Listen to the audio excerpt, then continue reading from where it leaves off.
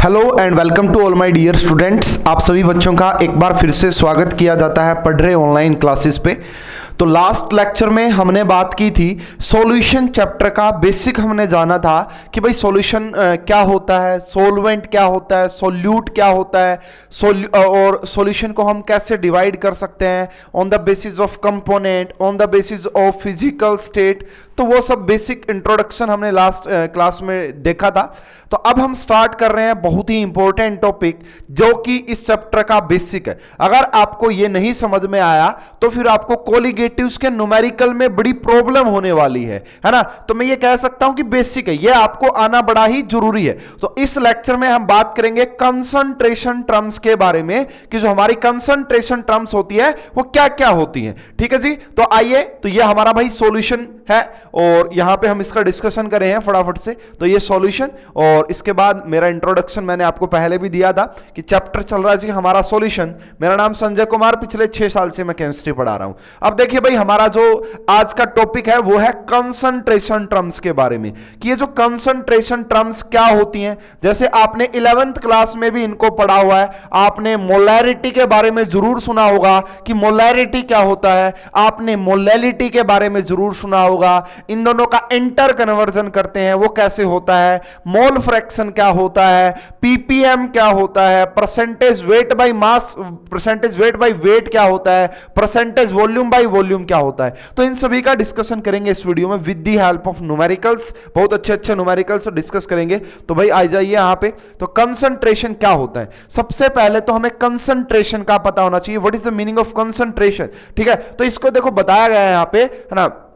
तो यहां पे अगर आप बात करोगे, इसमें आपको यहां पे क्या किया गया है, कंसीडर, देखिए यहां पे consider 2 beaker which contain solvent like water. मान लीजिए कि हमारे पास यहां पे दो हमने बीकर लिए हैं और दोनों में ही हमने वाटर को भरा हुआ है। दोनों में ही हमने वाटर को भरा हुआ और इक्वल अमाउंट भरा हुआ है ना, इक्वल अमाउंट भरा हुआ है। फॉर एग्जांपल भाई यहां पे देखिए, यहां पे मान लो आपका 10 ग्राम वाटर है, सेम यहां पे भी आपका 10 ग्राम वाटर है। अब आपने इसके अंदर क्या किया, यहां इस केस में आपने सिर्फ ओनली 2 ग्राम NaCl डाला, सिर्फ 2 ग्राम NaCl डाला आपने यहां पे। और इसके केस में आपने क्या किया, 8 ग्राम NaCl डाला। ठीक है, यानी कि आपने सोलवेंट तो सेम रखा लेकिन सोल्यूट के अमाउंट में आपने डिफरेंस डाल दिया। तो जितना ज्यादा सोल्यूट का अमाउंट होता है उसी को हम कहते हैं कि उतना ज्यादा वो सॉल्यूशन कंसंट्रेटेड होता है,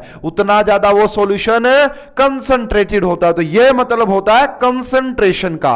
ओके, आइए भाई यहां पे with the help of diagram अभी समझ भी लेते हैं। देखिए हमारे पास ये 2 बीकर है, इनके अंदर देखो पानी भर दिया हमने इक्वल अमाउंट, बिल्कुल इक्वल अमाउंट है। इसके बाद let us add solute like salt in both containers, है ना, विद डिफरेंट क्वांटिटीज, है ना। इस बार हमने भाई सोलवेंट तो सेम रखा है लेकिन जो हम सोल्यूट डाल रहे हैं उसकी हमने क्वांटिटी अलग अलग रख दी है। जैसे एग्जांपल के तौर पे यहां पे समझाया है कि यहां पे हमने 10 ग्राम NaCl डाला है और यहां पे हमने 30 ग्राम NaCl डाला है। तो जहां पे जितनी ज्यादा अमाउंट ऑफ सोल्यूट होगी, जितनी ज्यादा अमाउंट ऑफ सोल्यूट होगी उतना ही वो सॉल्यूशन कंसंट्रेटेड होता है। ठीक है, तो यहां पे यही बताया विच विल बी मोर सोल्टी, कौन सा ज्यादा सोल्टी है। अरे भाई एक तो आपने 1 चुटकी नमक डाली और एक आपने 4 चुटकी नमक डाली, तो कौन सा ज्यादा आपको सोल्टी लगेगा, नमकीन कौन सा होगा। सीधी सी बात है यार, जहां पे आपने ज्यादा अमाउंट डाला होगा नमक का वही आपका सॉल्यूशन सोल्टी होगा। इसका मतलब इसी को मैं कहूंगा कि यही मेरा कंसंट्रेटेड है। अब पूछा कि ये मोर सोल्टी क्यों है, ज्यादा सोल्टी क्यों, क्योंकि यहां पे सोल्यूट का अमाउंट ज्यादा है, यहां पे सोल्यूट का अमाउंट ज्यादा है। तो यही बात यहां पे बताई गई है आपका।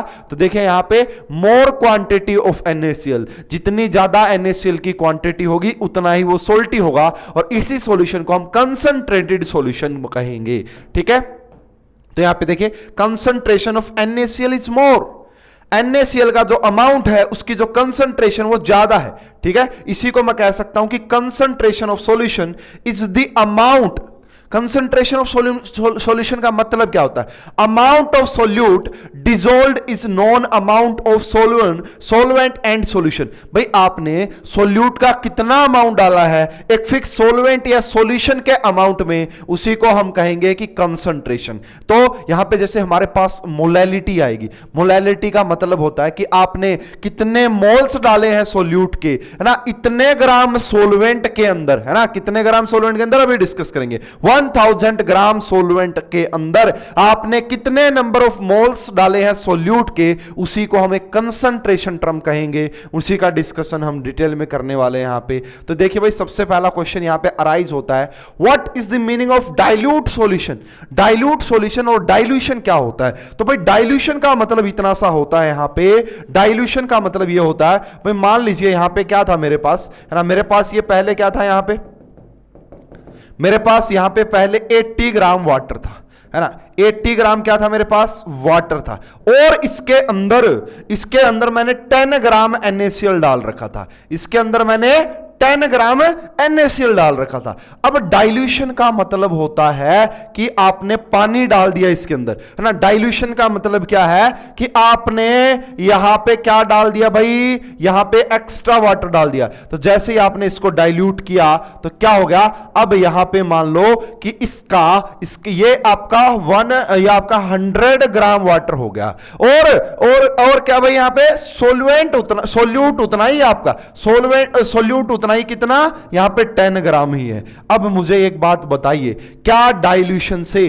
कंसंट्रेशन चेंज होती है? यस, डाइल्यूशन से कंसंट्रेशन बढ़ती है या घटती है? वैसे तो भाई वो कंसंट्रेशन टर्म पे डिपेंड करेगा, लेकिन मैं ये बात यहां से जरूर कह सकता हूं कि भाई अगर आपका सोलवेंट का अमाउंट बढ़ रहा है, इसका मतलब है कि भाई देखो सोल्यूट की क्वांटिटी कम हो रही है, तो इसका मतलब होता है डाइल्यूशन। ठीक है, तो ये थोड़ा सा एक्सप्लेन किया मैंने डाइल्यूशन के बारे में कि डाइल्यूशन क्या होता है। तो यहां पे देखिए आंसर है इसका, क्या बताया जा रहा है। मान लीजिए एक आपके पास ये सॉल्यूशन है ना, ए solution which solute is present in very small quantity, ऐसा भी बोल सकते हैं, क्योंकि भाई जहां पे सोलवेंट की ज्यादा कंसंट्रेशन रही होगी उसी को हम डाइल्यूट कहेंगे, कि भाई जहां पे वो डाइल्यूटेड सॉल्यूशन उसकी कंसंट्रेशन कम है। तो ये भी इसका बिल्कुल सही है, कोई दिक्कत नहीं इसी को। What is meaning of concentrated solution? Concentrated solution का मतलब होता है जहां पे अमाउंट ऑफ सोल्यूट ज्यादा रहे हो, हाई रही हो, ज्यादा सोल्यूट रहे हो, उसी को कहेंगे a solution in which solute is present in large quantity. तो उसी को हम क्या कहते हैं भाई, आपका कंसंट्रेटेड सॉल्यूशन कहेंगे। अब देखिए what is the meaning of standard solution. तो स्टैंडर्ड सॉल्यूशन वो होता है जिसके लिए कंसंट्रेशन डिफाइन होती है, कंसंट्रेशन होती है, तो उसे हम स्टैंडर्ड सॉल्यूशन कहेंगे। तो यहां पे देखिए बताया गया होगा आपको इसके सॉल्यूशन में, ठीक है। A solution whose concentration is known is called a standard solution. From these any other known concentration can be prepared, है ना भाई। कोई ऐसा सॉल्यूशन जिसकी कंसंट्रेशन हमें पता हो और उस कंसंट्रेशन से हम और भी कंसंट्रेशन निकाल सकें। जैसे देखिए यहां पे भाई मान लो कि आपके पास 100 मोलर था यहां पे इसकी कंसंट्रेशन, यहां पे 10 मोलर कर दी। 10 मोलर कैसे कर दी होगी? पानी डाल के कर देंगे भाई, डाइल्यूशन करके कर देंगे। डाइल्यूशन से कंसंट्रेशन कम होती है ना। उसके बाद 1 मोलर, 0.1 मोलर, यहां पे देखिए अब ये बिल्कुल कंसंट्रेटेड सॉल्यूशन था। क्यों? क्योंकि नंबर ऑफ सोल्यूट पार्टिकल यहां पे ज्यादा थे, ठीक है ना। और अब जैसे जैसे आपने सोलवेंट डाला, यहां पे डाइल्यूशन किया, अब देखो बिल्कुल नंबर ऑफ सोल्यूट पार्टिकल ना के बराबर हो गए हैं। इसको कंसंट्रेटेड सॉल्यूशन कहेंगे, इसको हम डाइल्यूटेड सॉल्यूशन कहेंगे। बेसिकली ये कंसंट्रेटेड में नहीं आएगा, ठीक है। तो ये हमारा भाई अब यहां पे which way is better to describe solution of the options are given. Solution क्या है भाई, क्वालिटेटिवली है या फिर क्वांटिटेटिवली है? भाई ये पूरा चैप्टर क्वांटिटेटिवली चलेगा, है ना। तो इसमें क्वांटिटी की बात करेंगे, भाई हमने इसके अंदर इतना ग्राम डाला, हमें इतना मिला, इसमें हमने इतना मास डाला, इसका इतनी वॉल्यूम डाली, यानी कि यहां पे क्वांटिटी की बात की जाती है। क्वालिटी का मतलब होता है भाई हमने इससे ये बनाया, है ना। क्वांटिटी का मतलब क्या है कि भाई हमने NaCl की रिएक्शन हमने इसके साथ करवाई और हमें ये मिला, वहां पे ये बात की जाती कि मिला क्या। क्वालिटेटिव एनालिसिस में भाई ये सोल्ट इसको इससे मिला होगा, ये मिलेगा, वहां पे मिलने पे बात की जाती है। यहां पे क्वांटिटी पे भी बात की जाती है सॉल्यूशन के अंदर। तो यहां पे बिल्कुल भाई क्वांटिटी की बात करेंगे। जैसे आपने अगर लैब में एक्सपेरिमेंट किए हो तो वहां पे आपको रिजल्ट निकाल के देना होता है भाई, है ना, डाइल्यूशन फार्मूला, भाई इसकी मोलैरिटी इतनी आई, इस कंसंट्रेशन पे हमें कलर चेंज दिखा, है ना, इतनी हमने वॉल्यूम इसकी इंक्रीज की डिक्रीज की, सारी क्वांटिटी पे बात की जाती वो इसी में। तो क्वांटिटेटिवली होता है। तो क्वांटिटेटिवली चलेगा भाई ये पूरा chapter is based on the amount of solute, है ना। सोल्यूट का भाई देखो कई बार टाइट्रेशन करवाई जाती है, तो टाइट्रेशन में बड़ा इंपॉर्टेंट होता है, ठीक है। अगर आपको पता है तो बहुत अच्छी बात है भाई। एक सोलवेंट लेंगे, उसके ऊपर से हम ड्रॉप बाई ड्रॉप क्या डालेंगे भाई, सोल्यूट के पार्टिकल डालेंगे, फिर हम नोट करेंगे भाई किस कंसंट्रेशन पे हमें जो है हमारा डाइल्यूशन जो हमारा रिजल्ट आया, है ना। ये सारी चीजें यहां पे हम यूज करते हैं, ठीक है जी। अब आओ यहां पे हम बात करते हैं कैन। तो ये क्या था भाई, हमारा पीछे चलते हैं थोड़ा सा। Can concentration expressed in one, two ways और मैनी वेज, बहुत तरीके से कंसंट्रेशन को हम कर सकते हैं। तो भाई इसके लिए मैं आपको थोड़ा सा एक्सप्लेन करना चाहूंगा मेरे वे में ही, है ना। तो इसके लिए थोड़ा सा तो देखो भाई, अब हम बात करते हैं यहां पे कंसंट्रेशन टर्म की। तो भाई बेसिकली हमारे पास दो टाइप की कंसंट्रेशन टर्म होती हैं। एक कंसंट्रेशन वो है जिनको मैं ग्रुप ए नाम देता हूं, ठीक है, जिनको मैं ग्रुप ए नाम दे देता हूं, और इन्हीं कंसंट्रेशन टर्म को मैं मास डिपेंडेंट कहता हूं। कैसा, जो मास डिपेंडेंट, ठीक है। तो मास डिपेंडेंट होती है ग्रुप ए वाली, मास डिपेंडेंट होती है। कौन कौन सी होती है उनका भी डिस्कशन करते हैं। ग्रुप बी की अगर आप बात करोगे तो ग्रुप बी में मैं रखता हूं ऐसी कंसंट्रेशन टर्म्स जो कि वॉल्यूम डिपेंडेंट होती है, जो कि आपका वॉल्यूम पे डिपेंड करती है। एक बात और आप नोट कर लीजिएगा कि जो टर्म आपका वॉल्यूम पे डिपेंड करती है वो टेम्परेचर पे भी डिपेंड करेगी। तो इन्हीं को इनडायरेक्टली मैं ये भी कह सकता हूं कि ये टेम्परेचर डिपेंडेंट होती हैं, है ना। ये टेम्परेचर पे डिपेंड करती हैं एंड ये टेम्परेचर से इंडिपेंडेंट होती हैं, है ना। तो ये टेम्परेचर पे डिपेंड नहीं करती, है ना, टेम्परेचर। अब भाई बात सुनिए, एक एग्जांपल देता हूं मैं, आपका डेली लाइफ का एग्जांपल है, आप एकदम से समझ जाओगे। फॉर एग्जांपल मान लीजिए आप कहीं पे गर्मियों का दिन है तो बाहर अपने यहां पे टेम्परेचर 50 डिग्री सेल्सियस तक चला जाता है, और अगर आप अंदर घर में एसी के कमरे में हैं तो मान लो कि आपका वहां पे टेम्परेचर 20 डिग्री सेल्सियस है। अब मान लो वहां पे 20 डिग्री सेल्सियस और वहां पे आपका वेट 70 ग्राम है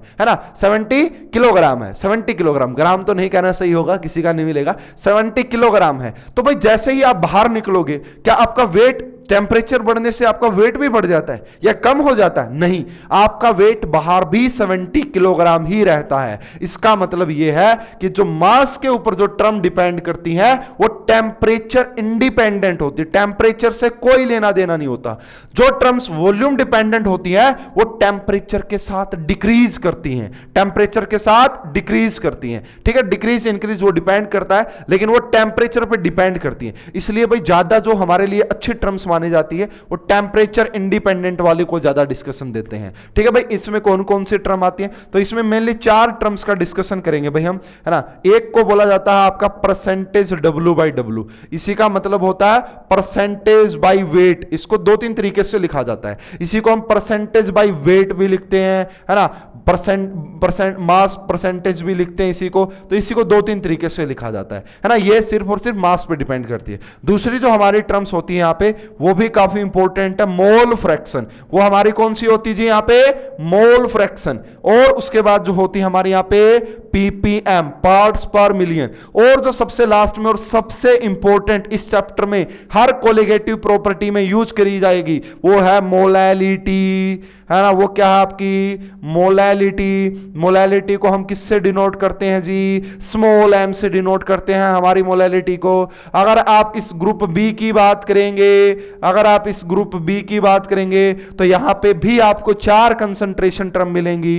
एक होता है जी आपका परसेंटेज बाई वॉल्यूम, है ना, इसको बोलने को परसेंटेज बाई वॉल्यूम भी बोल दिया जाता है, इसे हम परसेंटेज V/V भी बोलते हैं। उसके बाद जो होती है हमारी वो होती है percent percentage wait by volume, है ना। उसके बाद जो हमारी नेक्स्ट होती है यहां पे वो होती है जी मोलैरिटी। वो कौन सी होती है? मोलैरिटी, ठीक है जी। यहां पे percentage V by V, percentage V by weight by volume, उसके बाद मोलैरिटी आ जाती है। यहां पे आप लिखना चाहो तो नॉर्मेलिटी भी लिख सकते हैं, लेकिन इस चैप्टर में नॉर्मेलिटी बिल्कुल भी काम आने वाली नहीं है ना। फॉर्मेलिटी भी लिख सकते हैं, है ना, लेकिन हमारे लिए ये तीन ही ज्यादा इंपॉर्टेंट है। इस चैप्टर पॉइंट ऑफ व्यू से हमारे लिए जो ज्यादा इंपॉर्टेंट है वो मैं जरूर बता देता हूं, क्योंकि बार बार ये क्वेश्चंस में आएंगे आगे जाके। ये भी इंपॉर्टेंट है, ये भी पढ़नी है, ये भी पढ़नी है, ये भी पढ़नी है, ये भी पढ़नी है और ये भी पढ़नी है। नॉर्मेलिटी आप स्किप कर सकते हैं यहां से, है ना। इस चैप्टर में नॉर्मेलिटी, फॉर्मेलिटी इनका कोई भी यूज नहीं है, तो इसलिए उनको मैं ज्यादा डिटेल में नहीं पढ़ाऊंगा, है ना, बल्कि पढ़ाऊंगा ही नहीं, क्योंकि जो काम की चीजें वो याद रखना बड़ा जरूरी है। तो ये मैंने कंसंट्रेशन टर्म्स के बारे में आपको बता दिया। फटाफट से देख लेते हैं भाई with the help of animation. तो क्या बताया जा रहा है यहाँ पे? Most commonly expressed concentration mass percentage, जिसे मैंने W बाई W लिखा, volume percentage, mass by volume, parts per million, mole fraction, molarity, molality, normality and formality. लेकिन लास्ट वाली दोनों हमारे काम की नहीं है। तो सबसे पहले हम स्टार्ट करते हैं भाई मास एंड वॉल्यूम परसेंटेज, ठीक है, मास एंड वॉल्यूम परसेंटेज। तो सबसे पहले जो है हमारी मास परसेंटेज, इसी को किससे डिनोट किया जाता है? परसेंटेज W बाई W से, परसेंटेज वेट बाई वेट से। इसका मतलब क्या होता है भाई परसेंटेज वेट बाई वेट का? इसका मतलब होता है amount of solute, amount of, percentage का मतलब क्या होता है? 100, परसेंटेज का मतलब क्या होता है? 100। और यहां पे ये कंसंट्रेशन टर्म है, अगर कंसंट्रेशन टर्म है तो सोल्यूट तो पक्का आएगा जी यहां पे, है ना, सोल्यूट तो पक्का। तो amount of solute, amount of solute, है ना, present in, present, specially amount of solute in a gram, amount of solute present in 100 gram weight of solvent, 100 gram weight of solvent, नहीं solution, weight of solution। तो उसी को मैं क्या कहता हूं? Percentage weight by wait. For example अगर मैं यहां पे लिख देता हूं कि 20% weight by wait of NaOH इन, है ना, CH3Cl, है ना, या कोई भी लिख दो यहां पे, फॉर एग्जांपल बेंजीन। इसका मतलब समझिए, इसका मतलब क्या होगा? क्योंकि जब तक आपको यह समझ में नहीं आएगा ना, आगे जाके जो अच्छे न्यूमेरिकल्स है वो सोल्व होने वाले नहीं है। तो इसका इतना सा मतलब है भाई, जहां पे भी ये परसेंटेज W बाई W लिखा मिल जाए, ऑफ किसका बोला? NaOH का। इसका मतलब ये सारी जानकारी NaOH के बारे में गिवन है। NaOH हमारा यहां पे सोल्यूट है। ये क्या भाई? सोल्यूट है। और ये बेंजीन क्या है जी हमारा? ये सोलवेंट है। कई बार क्या लिखेगा, कई बार एग्जामिनर क्या करता है, सोलवेंट लिखता ही नहीं है, बताता ही नहीं है क्या है। अगर वो सिर्फ ऐसे लिख दे, है ना, इस क्वेश्चन को देखना, ये ऐसे क्वेश्चन आ जाए कि 30% weight by weight of aqueous solution of HCl, for example क्या बोल दिया? HCl। इसका मतलब क्या है? अरे एक्वस आ गया, अब सोलवेंट कौन है जी? वाटर। और ये सारी जानकारी किसके बारे में? HCl। अब यहां से क्या निकाला आपने, है ना, यहां से हमने ये निकाला जी, जहां पे भी 20 जितना भी परसेंटेज हो, उसका मतलब है कि अगर यहां पे 20% है, इसका मतलब है यहां पे 20 ग्राम प्रेजेंट है। कौन? 20 ग्राम प्रेजेंट है NaOH। कितने में? ये है जी आपका 100 ग्राम सॉल्यूशन। सॉल्यूशन बोले तो यहां पे अगर ऊपर वाले की बात करूं तो सॉल्यूशन का मतलब है NaOH प्लस बेंजीन। ये कंप्लीट हमारा एक सॉल्यूशन है।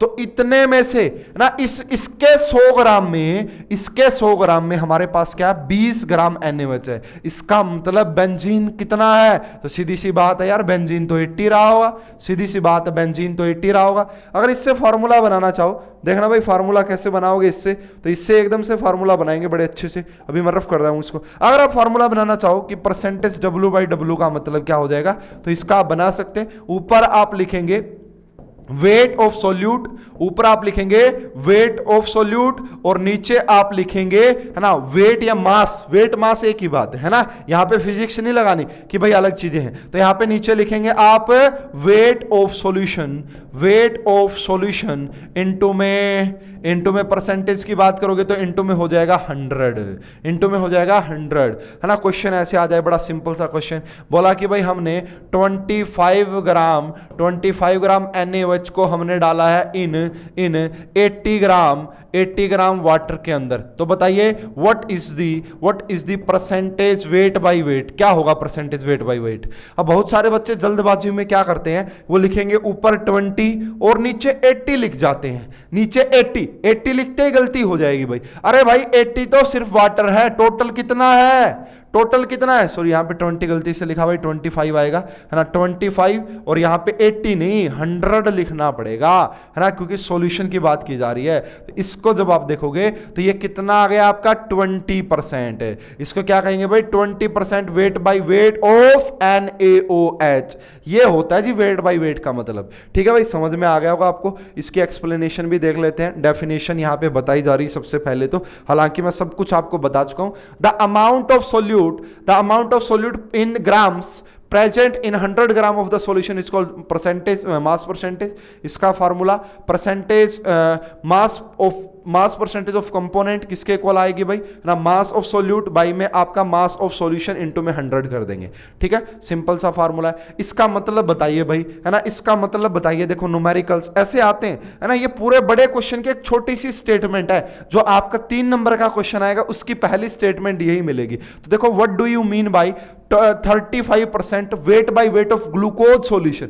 अब क्या बोला, ग्लूकोज सॉल्यूशन। तो इससे मैं ये कहूंगा अगर 35 है तो मैं कहूंगा यहां पे 35 ग्राम कौन है जी, ग्लूकोज है। कौन है, ग्लूकोज। एंड बाकी क्या बच गया जी इसके अंदर, 65 ग्राम क्या है जी, 60। मैंने आपको पहले ही बताया था, जब तक आपको यहां पे सोलवेंट के बारे में जानकारी ना दी जाए तो आपको सोलवेंट वाटर को मान लेना है। तो यहां पे हमारा वाटर सोलवेंट हो जाएगा। इसको ऐड करोगे तो 100 ग्राम बन गया। तो सॉल्यूशन किसका, ग्लूकोज सॉल्यूशन। ग्लूकोज सॉल्यूशन बोले तो ये रहा। तो इसका मतलब ये है कि यहां पे, है ना, इसका मतलब ये है कि इसके 100 ग्राम में 35 ग्राम ग्लूकोज है एंड 65 ग्राम आपका वाटर है। इसका मीनिंग ये है जी, मैंने समझा दिया, हालांकि एक्सप्लेनेशन है आपके यहां पे। इसका मतलब है कि 35 ग्राम ऑफ ग्लूकोज इन 100 ग्राम, तो ग्लूकोज इतनी होगी एंड वेट ऑफ सॉल्यूशन ये हो गया, वेट ऑफ सॉल्वेंट ये हो गया जी। ठीक है, ओके, क्लियर सभी को, वेरी गुड। ये बड़ा बेसिक सा क्वेश्चन था।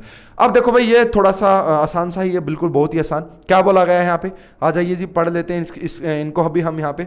तो बोला गया है कैलकुलेट द मास परसेंटेज, ये एनसीईआरटी का ही क्वेश्चन है शायद। Calculate the mass percentage of benzene and carbon tetrachloride if 25 gram of benzene dissolved in 122 gram of carbon tetrachloride. बहुत ही आसान है। देखो सबसे पहले ये कम अमाउंट में ये हमारा सॉल्यूट है, तो हमें दोनों की मास परसेंटेज निकालनी है। तो सबसे पहले मैं निकाल रहा हूं percentage weight by weight of, किसकी निकाल रहा हूं, बेंजीन की, C6H6 की। तो जिसकी परसेंटेज निकालनी उसके ग्राम ऊपर और नीचे क्या लिखोगे। अब बहुत सारे बच्चे 122 लिख जाते हैं, यही गलती नहीं करनी है। नीचे होता है मास ऑफ सॉल्यूशन, और सॉल्यूशन अब क्या है यहाँ पे, सॉल्यूशन है यहाँ पे CCl4 प्लस में C6H6। इसका कितना है जी 22 ग्राम, इसका कितना है 122 ग्राम। ऐड करोगे तो आ जाएगा 144। क्या आ जाएगा 144। तो इसको यहां से करो जी, इसकी मल्टीप्लाई 100 से करो, है ना। जैसे ही करोगे ये 7 पे जाएगा, है ना, 7 पे जाएगा ना, 7 पे नहीं जाएगा, जो भी है भाई कैलकुलेशन, ये 2 पे जाएगा तो ये आपका आ जाएगा यहाँ पे 72। ठीक है, इसकी कैलकुलेशन आपको कर लेनी है भाई। 1100 को इससे डिवाइड करोगे, हालांकि कैलकुलेशन अभी आ जाएगी। अगर आपको यहां पे निकालना हो percentage weight by weight of CCl4, अगर CCl4 की निकालनी है तो आप ऊपर कर दीजिए 122 और नीचे कर दीजिए 144 और यहां से इसको सोल्व कर लीजिएगा। तो यहां से आ जाएगी percentage weight by weight of CCl4। Okay भाई, जिसकी भी परसेंटेज निकालनी होती है, परसेंटेज सॉल्यूशन के कंपैरिजन में, उसके मास को ऊपर रख दीजिए। तो इसका सॉल्यूशन देख लीजिए फटाफट से। यहां पे मैंने समझा तो दिया है। अगर मास ऑफ सोल्यूट की बात करोगे, ये सोलवेंट हो गया, मास ऑफ सॉल्यूशन 144 ग्राम हो गया। नेक्स्ट पे जाके देखो फटाफट से, अगर हमें सोल्यूट की परसेंटेज निकालनी है तो इसका, है ना, तो ये हमने फटाफट से निकाला। तो इसके एग्जैक्ट जब आप कैलकुलेशन करोगे तो ये आपका 15 पॉइंट क्या आ जाएगा 28% आ जाएगा। सेम अगर आपको सोलवेंट की निकालनी है, एक तरीका तो ये है कि आप इसी में से माइनस कर दो, है ना, एक तो 100 में से माइनस कर दो, क्योंकि अगर सोलवेंट का पता कर लिया तो सोलवेंट का तो ऑटोमेटिक निकल जाएगा। लेकिन फिर भी अगर आप निकालना चाहते थे तो मैंने आपको फार्मूला बता दिया था, उससे भी आप निकाल सकते हैं। नेक्स्ट जो हमारी टर्म है, हालांकि वो मास डिपेंडेंट थी और ये हमारी वॉल्यूम डिपेंडेंट है। जब भी आप किसी मास डिपेंडेंट से वॉल्यूम डिपेंडेंट पे जाएंगे, उनके बीच में एक चीज आपको हमेशा मिलेगी, पहले वही एक्सप्लेन करता हूं। मान लो ये हमारी मास डिपेंडेंट कोई कंसंट्रेशन टर्म है और मान लो कि ये हमारी कोई वॉल्यूम डिपेंडेंट कंसंट्रेशन टर्म है। अगर इनके बीच में इंटर रिलेशन कभी करवाएगा तो वो एक आपका एक जो आपकी न्यूमेरिक एक जो टर्म है उससे रिगार्डिंग करवाता है, वो है डेंसिटी। डेंसिटी क्योंकि आप सभी को पता है कि डेंसिटी का मतलब होता है मास पर यूनिट वॉल्यूम। अब हमें पता है अगर आपको डेंसिटी दे दे और वॉल्यूम दे दे तो आप मास निकाल लोगे, है ना। तो जब भी आपका जो है मास डिपेंडेंट से वॉल्यूम डिपेंडेंट में जब भी आपका रिलेशन करवाएगा कि भाई मोलैरिटी दे दी, मोलैरिटी बताओ क्या है ना, तो जब आपको जरूरत पड़ेगी इस डेंसिटी की, क्वेश्चन में डेंसिटी की ओर मिलेगी। ऐसे न्यूमेरिकल में आपको करवाऊंगा इस सेशन में। चलिए भाई, नेक्स्ट है हमारी परसेंटेज वी बाई वी। इसको देखो भाई, वी बाई वी का मतलब होता है यहां पे कि वॉल्यूम ऑफ, है ना, volume of solute, volume of solute, वहां पे मास ऑफ सोल्यूट था, यहां पे वॉल्यूम सोल्यूट किस में होती है जी, एमएल में, एमएल, है ना। Volume of solute in ML present in 100 ml volume of the solution, volume of the solution. देखो जी ये बात होती है ना, ये इसकी बिल्कुल वहां पे मास और ग्राम था, यहां पे आपको वॉल्यूम और एमएल कर देना, बाकी सब सेम रहेगा और कोई चीज यहां पे आएगा नहीं। तो यहां पे यही बात बताएंगे भाई, फार्मूला वार्मूला सब वही आएंगे यहां पे। तो the volume of solute present in ML in 100 ml, ये मैंने आपको एक्सप्लेन किया। तो यहां पे भाई परसेंटेज क्या आ जाएगी, वॉल्यूम ऑफ सोल्यूट और नीचे वॉल्यूम ऑफ सॉल्यूशन, गुना कर देंगे 100 से, तो ये हमारा फार्मूला बन जाएगा। अब जैसे कोई क्वेश्चन आएगा तो उसको डिस्कस करते हैं। देखिए यस, अच्छा क्वेश्चन है, अच्छा क्वेश्चन है भाई, ये तो वही वाला क्वेश्चन आ गया, है ना, वही वाला क्वेश्चन आ गया। कल को, है ना, कल को क्या होता भाई, ये कोई अल्कोहल की बोतल है ना, ये कल को कोई अल्कोहल की बोतल है, तो इसके ऊपर क्या मान लो कि आपको लिखा मिल जाए, है ना, इसके ऊपर आपको लिखा मिल जाए कि 10% इथेनॉल। हालांकि ऐसा ही कुछ लिखा मिलता है, आप कभी भी देखोगे किसी भी मेडिसिन के ऊपर, सैनिटाइजर के ऊपर, तो आपको लिखा मिलेगा इतना % इथेनॉल, ठीक है ना। इसका मतलब क्या होता है, इसका मतलब ये होता है, इसको अब निकालना आना चाहिए कि इसमें कितने परसेंटेज एथेनॉल की है ना। तो जब भी आपको मान लो कि क्वेश्चन ऐसे आ जाए, है ना, ये हालांकि ये क्वेश्चन थोड़ा सा रॉन्ग है, ऐसे लिखना चाहिए 10% V बाई वी, है ना, 10% V by V of ethanol. अगर ये लिखेंगे तो फिर काफी सही रहेगा। इसका मतलब ये है कि 10 ml एथेनॉल प्रेजेंट है, 10 ml एथेनॉल प्रेजेंट है किसके अंदर, है ना, किसके अंदर, 100 ग्राम एथेनॉल प्लस वाटर के अंदर ना, सॉल्यूशन की बात कर रहे हैं ना, 100 ग्राम एथेनॉल प्लस वाटर के अंदर। ये इसका मतलब होता है जी, ये इसका मतलब होता है कि भाई आपका जो सॉल्यूशन है ना उसमें 10 ml, अगर 10% गिवन तो उसमें अगर 100 टोटल आपका सॉल्यूशन, तो उसके अंदर 10% आपका क्या है, एथेनॉल है। इससे हमें पता लगता है कि उसकी कंसंट्रेशन क्या, किसकी, एथेनॉल की, है ना। तो यही बात यहां पे बताई गई होगी। ज्यादा फास्ट हो गया भाई, वापस चलता हूं मैं थोड़ा सा, क्योंकि ज़्यादा फास्ट हम कर नहीं सकते, आपको पहले समझाएंगे। तो ये बताया गया कि 10 ml of ethanol present in 100 ml of the aqueous solution, और सॉल्यूशन एक्वस किसका, इथेनॉल प्लस वाटर का। ओके जी, नेक्स्ट क्वेश्चन आइए भाई, next question, calculate the volume percentage, calculate the volume percentage, calculate the volume percentage of 10% of ethyl alcohol in the solution water. क्या percentage, तो 10% आएगी बस इसकी, है ना, 10% ही आ जाएगी।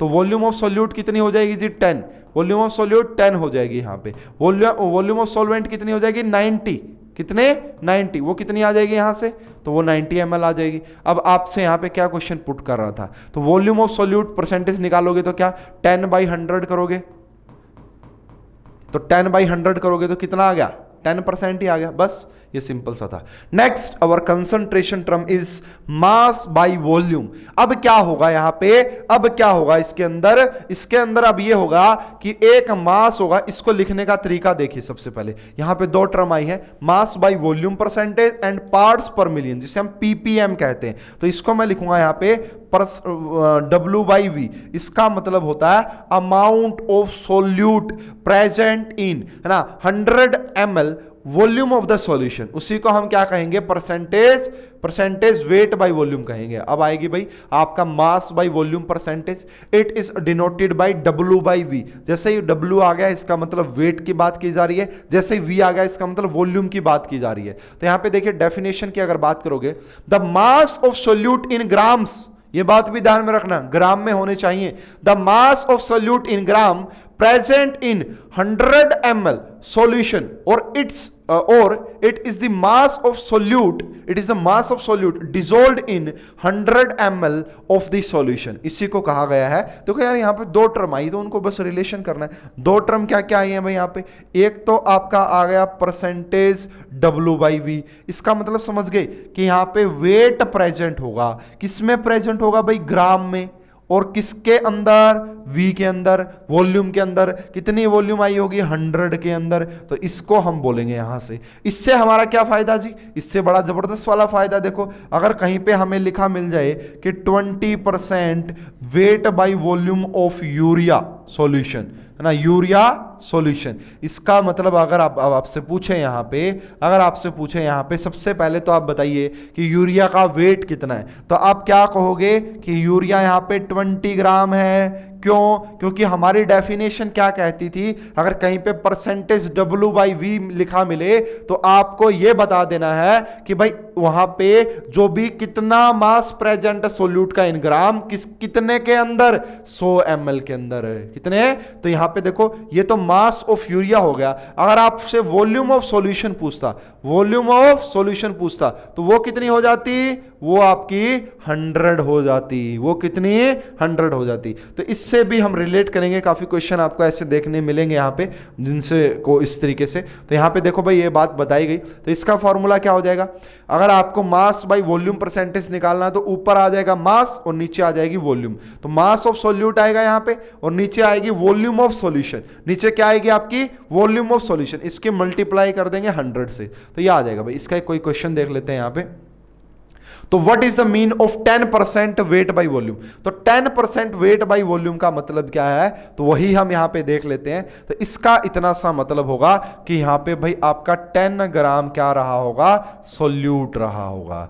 10 ग्राम क्या रहा होगा, सोल्यूट, और 100 ml क्या रहा होगा, सॉल्यूशन। क्या रहा होगा, सॉल्यूशन। अगर डेंसिटी दी हो तो फिर हम और भी चीजें निकाल सकते हैं। जैसे भाई कल को क्वेश्चन ऐसे आ जाए कि भाई सोल्यूट का आपको पता लग गया, अब आपको ना डेंसिटी दे दी इस क्वेश्चन में कि भाई जो डेंसिटी ऑफ सॉल्यूशन कितनी है भाई, मान लो कि 2 ग्राम पर ml है ना, 20 ग्राम पर ml है। मान लो डेंसिटी आपको कितनी दे दी, 20 ग्राम पर ml है। अब आपसे पूछ रहा है कि बताइए मास ऑफ सॉल्यूशन ना, मास ऑफ सॉल्यूशन बताइए कि सॉल्यूशन का कितना मास रहा होगा। अब कैसे करेंगे जी, अरे सबसे पहले देखो भाई, आपको यहां से, इससे आपको क्या पता लग गया, इससे तो हमें वॉल्यूम का पता लग गया, है ना। वॉल्यूम डेंसिटी कितनी है, डेंसिटी का फॉर्मूला क्या होता है, मास पर यूनिट वॉल्यूम। और यहां पे डेंसिटी ये सॉल्यूशन की है, डेंसिटी ऑफ सॉल्यूशन। तो भाई अगर ये डेंसिटी सॉल्यूशन की है ना, तो ये मास भी सॉल्यूशन का होगा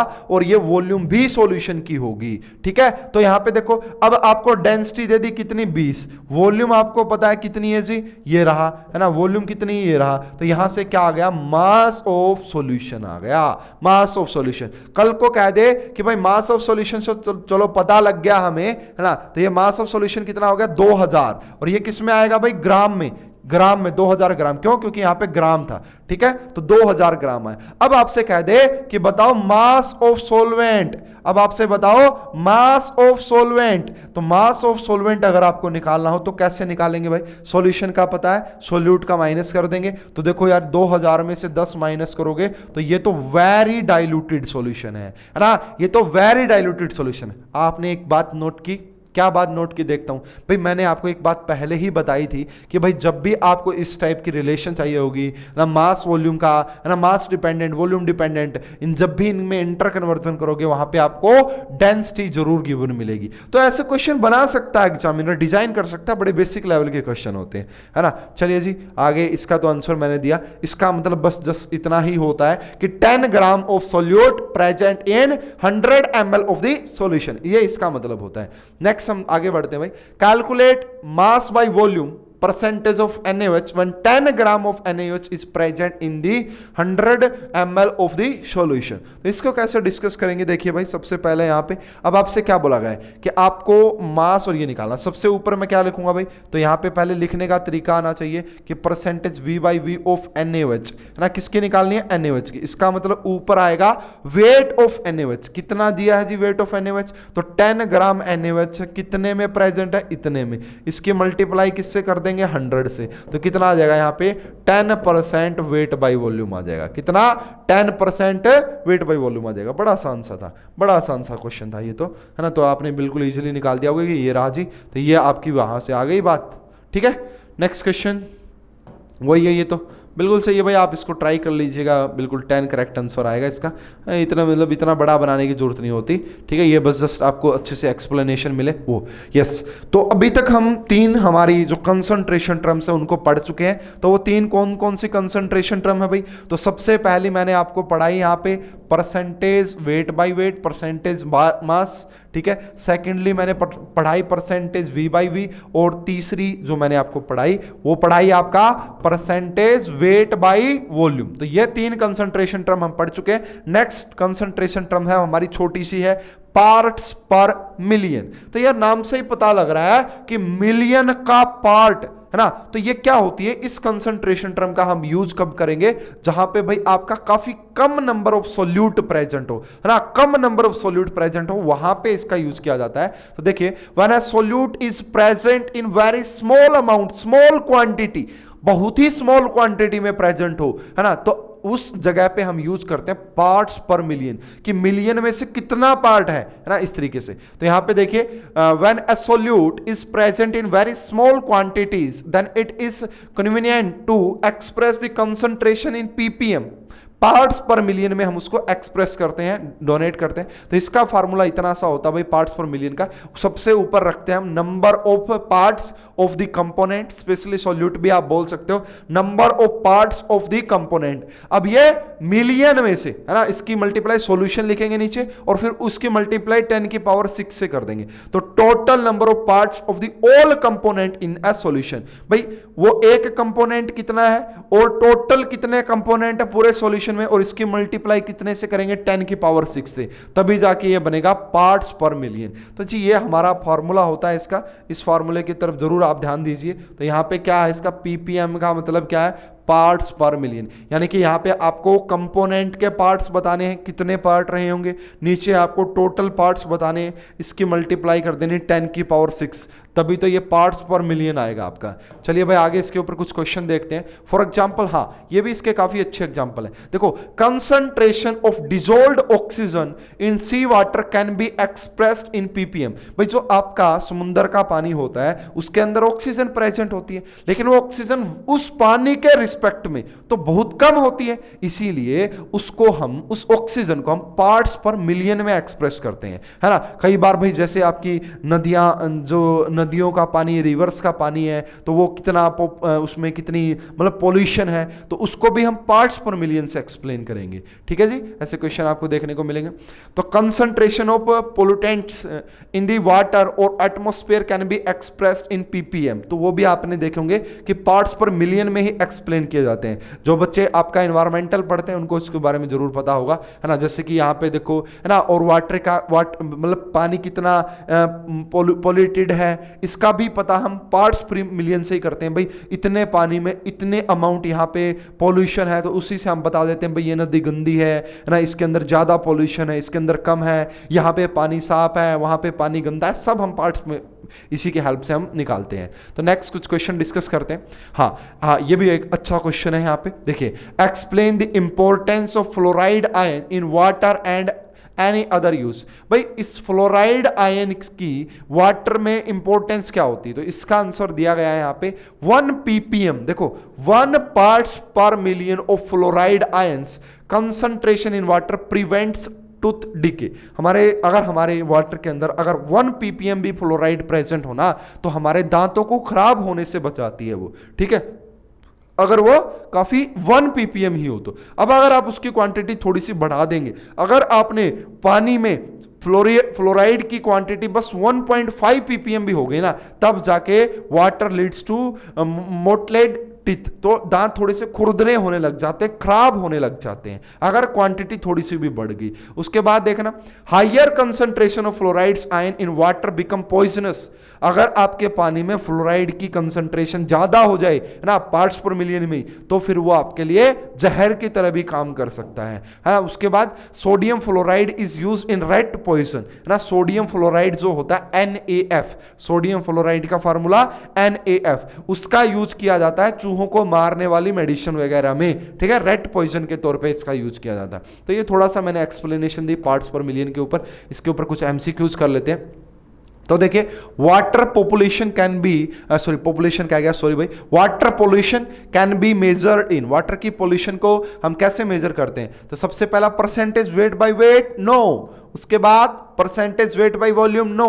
उसके बाद percentage volume by volume, no. उसके बाद आपका ppm, यस। तो आपका water pollution can be measured in parts per million में हम उसका मेजरमेंट करते हैं। तो D is the correct answer. इसके जो न्यूमेरिकल्स पार्ट्स पर मिलियन पे मैं वो करवाऊंगा आपको आगे, ठीक है। अब हम बात करते हैं जी नेक्स्ट, और मास डिपेंडेंट। लगभग 3 मास डिपेंडेंट हम 2 पढ़ चुके हैं और तीसरी अब हम पढ़ने जा रहे हैं। क्या नाम आया था भाई? लिखा मोल फ्रैक्शन। वेरी इंपॉर्टेंट, इस चैप्टर में इस टर्म का जबरदस्त वाला यूज होना है, स्पेशली राउट्स ला के केस में इसका जबरदस्त डिस्कशन करेंगे। तो भाई नेक्स्ट जो हमारी कंसंट्रेशन टर्म है वो है आपका मोल फ्रैक्शन। क्या जी? Mole fraction. इसको किससे डिनोट किया जाता है? एक्स से इसको डिनोट करते हैं, ठीक है। अब ये क्या बताती है मोल फ्रैक्शन? नाम से ही पता लग रहा है कि मोल फ्रैक्शन, कि भाई आपका मान लो आपने एक मिक्सचर बनाया, उसमें सोल्यूट भी है, उसमें सोलवेंट भी है और वो सॉल्यूशन होगा, तो सोल्यूट के कितने मोल प्रेजेंट है? मान लो कि आपको निकालना भाई मोल फ्रैक्शन ऑफ ए, तो कैसे निकालोगे भाई? ए के कितने मोल प्रेजेंट है, number of moles of A, और बाई में number of moles of A plus में number of moles of B, तो यही हमारा क्या आ जाएगा? Mole fraction. मोल फ्रैक्शन का मतलब होता है कि सॉल्यूशन में जो टोटल मोल है उसमें से कितने मोल सोल्यूट के हैं, कितने मोल सोलवेंट के, तो उसको हम मोल फ्रैक्शन बोलते हैं। एक बात ध्यान में रखना कि इस मोल फ्रैक्शन की जो वैल्यू आएगी हमेशा हमेशा किसके लिए, मतलब इसकी जो वैल्यू आएगी वो आपका 0 से बड़ी होगी और 1 के बीच में आएगी, क्योंकि फ्रैक्शन का मतलब ही होता है कि 1 बाई समथिंग, है ना, 1 बाई समथिंग। अगर इसकी वैल्यू अकेली 1 के इक्वल आ जाए, इसका मतलब वहां पे कोई और प्रेजेंट ही नहीं होगा। अगर इसकी वैल्यू 0 आ जाए, इसका मतलब वहां पे कोई सोल्यूट प्रेजेंट नहीं होगा, सिर्फ सोलवेंट होगा। अगर 0 आ जाए इसका मतलब, तो फिर वहां पे कुछ भी नहीं होगा। तो इसको समझते हैं मोल फ्रैक्शन हमारा क्या होता है। तो देखिए, सबसे पहले इसको डिनोट किया जाता है एक्स। डेफिनेशन की अगर बात करोगे, the ratio of number of moles of one component to the number of moles of all component present in the solution. भाई एक कितना प्रेजेंट और टोटल सभी का कितने भी हो चाहे वहां पे, यहाँ पे एक से ज्यादा भी हो सकते, कोई दिक्कत नहीं। अब देखो यार, इसमें मैं थोड़ा सा एक्सप्लेनेशन आपको जरूर देना चाहूंगा, है ना। तो देखिए, एक यहाँ पे बात बता रहा हूँ कि इस मोल फ्रैक्शन के ऊपर, तो the ratio of number of moles of one component to the, ये रहा, ठीक है, इसको एक्स से डिनोट करेंगे।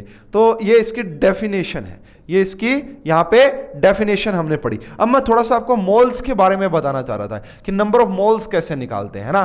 तो नंबर ऑफ मोल्स कैसे निकालते हैं, तो इसी को मैं थोड़ा सा एक्सप्लेन करना चाह रहा था। वैसे तो भाई हमारे पास बहुत सारे मेथड होते हैं भाई। एटम से मोल निकालोगे अलग तरीके से निकलेंगे, मॉलिक्यूल से निकालोगे तो अलग तरीके से निकलेंगे, लेकिन इस चैप्टर में जो हमारा यूज होना है, मैं उसके बारे में, वॉल्यूम से भी मोल निकलते हैं। तो यहाँ पे भाई नंबर ऑफ मोल्स का मतलब होता है, हम इस सिंपलेस्ट तरीके से देखेंगे, गिवन वेट गिवन वेट, है ना, जो भी मास आपको दिया जाए, और बाई में उसका मोलर वेट, बाई में उसका molar weight, given weight by में मोलर वेट, और गुना में कितना कर देंगे 100, गुना में कितना करेंगे 100। इसी को क्या बोला जाएगा, number of moles. For example अगर आपसे क्वेश्चन आ जाए कि बताइए 20 ग्राम ऑफ NaOH, है ना, इसमें बताइए कि कितने नंबर ऑफ मोल्स है NaOH के, तो क्या करोगे 20 ग्राम आपको गिवन है और डिवाइड करोगे इसके मोलर मास से। मोलर मास हमें निकालना आना चाहिए, है ना, सोडियम का 23 होता है ना, और इसका ऑक्सीजन का 16 होता है ना, ऑक्सीजन का 16 होता है और हाइड्रोजन का 1 होता है। ऐड करोगे तो कितना आ जाएगा 40, है ना। तो अब जैसे ही आप इसको डिवाइड करोगे 20 से तो कितने आ जाएंगे 0.5 मोल, कितने आएंगे भाई 0.5 मोल आपके पास आ जाएंगे। तो पहले मोल के बारे में जानकारी होनी चाहिए। वॉल्यूम से भी निकालते हैं, है ना, वॉल्यूम से ऐसे निकालते हैं भाई 22.4 लीटर एट STP, है ना। अगर कहीं पे इतनी ml आपकी वॉल्यूम हो, सॉरी इतने लीटर अगर वहां पे कहीं पे वॉल्यूम हो तो उसके अंदर 1 मोल प्रेजेंट होता है, 1 मोल प्रेजेंट होता है। तो वो ज्यादा यूज होगा नहीं इस चैप्टर में, लेकिन जहां भी यूज होगा मैं एक्सप्लेन करूंगा। तो पहले मैंने मोल्स के बारे में आइडिया आपको दे दिया है ताकि आपको पता रहे कि मोल्स के बारे में। फॉर एग्जांपल देखिए, in a binary mixture if number of moles of A and B are Na, small n से डिनोट किया जाता है भाई। यहां पे आप इस बात को भी जरूर नोट कर सकते हैं कि जो आपका यहां पे जो मोल होते हैं, जैसे इस Na स्मॉल n Na, इस Na का मतलब होता है number of moles of solute, number of moles of A आप इससे बोल सकते हैं, ठीक है, respectively the mole fraction of A। अगर आपको बोल दिया जाए कि दोनों के मोल फ्रैक्शन, तो कह रहा कि मोल फ्रैक्शन बताइए A का क्या होगा, तो XA, है ना, XA किसके को लिखोगे, ऊपर लिखोगे A के मोल और नीचे लिखोगे Na प्लस NB के मोल। तो ये हमारा होता है जी मोल फ्रैक्शन, ये हमारा क्या होता है मोल फ्रैक्शन होता है, ठीक है। अब यहां पे बाइनरी था इसलिए मैंने Na प्लस NB रखा। कल को अगर यहां पे क्वाटरनरी आ जाएगा तो मैं लिखूंगा Na plus NB plus NC plus ND, सारे लिखने पड़ेंगे। ऊपर वही लिखना पड़ेगा जिसका मोल फ्रैक्शन निकालना है। फॉर एग्जांपल यहां पे अगर आप मोल फ्रैक्शन B का निकालेंगे तो ऊपर NB लिखेंगे और नीचे आपको Na प्लस में NB ही लिखना पड़ेगा, ठीक है। तो ये हमारा इस तरीके से मोल फ्रैक्शन आप निकाल सकते हैं। तो यहां पे XA का जो मोल फ्रैक्शन आ जाएगा, ऊपर A के मोल्स, नीचे टोटल मोल्स। इसी प्रकार भाई आपका देखिए, हाँ यहां पे for a solution containing I number of components, अगर I नंबर ऑफ कंपोनेंट्स हो, है ना, तो ऊपर जिसका भी निकालना होगा उसके, है ना, जैसे फॉर एग्जांपल x1 आ गया भाई यहां पे, तो ऊपर 1 का और नीचे सभी का, है ना, सभी मतलब जितने भी टोटल हो, है ना, यही बात मैं आपको बता भी रहा था। तो ऊपर ये हो गया भाई, इसका समीशन करके लिख सकते हैं। तो sum of all mole fraction of the all component is unity. Very important point, जबरदस्त वाला पॉइंट है भाई, मोल फ्रैक्शन, मोल, एक मोल का कितना फ्रैक्शन है, एक मोल का कितना फ्रैक्शन है। इसीलिए भाई याद रखिएगा कि सम ऑफ ऑल, यानी कि इसको आप ऐसे लिख सकते हैं भाई, जितने भी मोल फ्रैक्शन होंगे, XI का मतलब है जितने भी मोल फ्रैक्शन होंगे वो हमेशा 1 के इक्वल होंगे, वो हमेशा 1 के इक्वल हो जाएंगे। तो the sum of mole fraction of all the components is unity, है ना, वो हमेशा एक ही मिलेगा। ये क्रॉस चेक का तरीका भी होता है। कभी अगर आपको क्रॉस चेक करना हो भाई हमने मोल फ्रैक्शन जो निकाला है वो सही है या रॉन्ग है, तो आप ऐड करके देख लीजिएगा। अगर 1 आ जाए तो आपने सही निकाला है, अगर 1 नहीं आए तो रॉन्ग निकाला है आपने। और दूसरा तरीका, कभी भी अगर मोल फ्रैक्शन निकालना आ जाए, जैसे कि मान लो कि जेई का क्वेश्चन आ गया भाई, बताओ भाई यहां पे कि 20 ग्राम of NaOH in 80 gram of this, है ना, बताओ भाई what is the mole fraction of A. Option क्या दिए हैं भाई, एक ऑप्शन दिया 1, एक ऑप्शन दिया 2, एक ऑप्शन दिया 0.5 और एक ऑप्शन दिया 4। तो यार सीधा सा हटा देना, किसको हटा देना, सीधा सा आंसर आ जाएगा सी। मैंने आपको बताया मोल फ्रैक्शन हमेशा 1 बाई समथिंग आपको मिलेगा, ना 1 मिलेगा ना 0 मिलेगा। 1 जैसे 1/2, 1/3, 1/5, 1/10 ऐसे मिलेगा, कभी भी आपका ऐसे मिल ही नहीं सकता। 1 2 3 4 ऐसे हो ही नहीं सकता, है ना, फ्रैक्शन में मिलेगा आपको, ठीक है जी। ये एक काफी इंपॉर्टेंट पॉइंट डिस्कशन किया हमने यहाँ पे।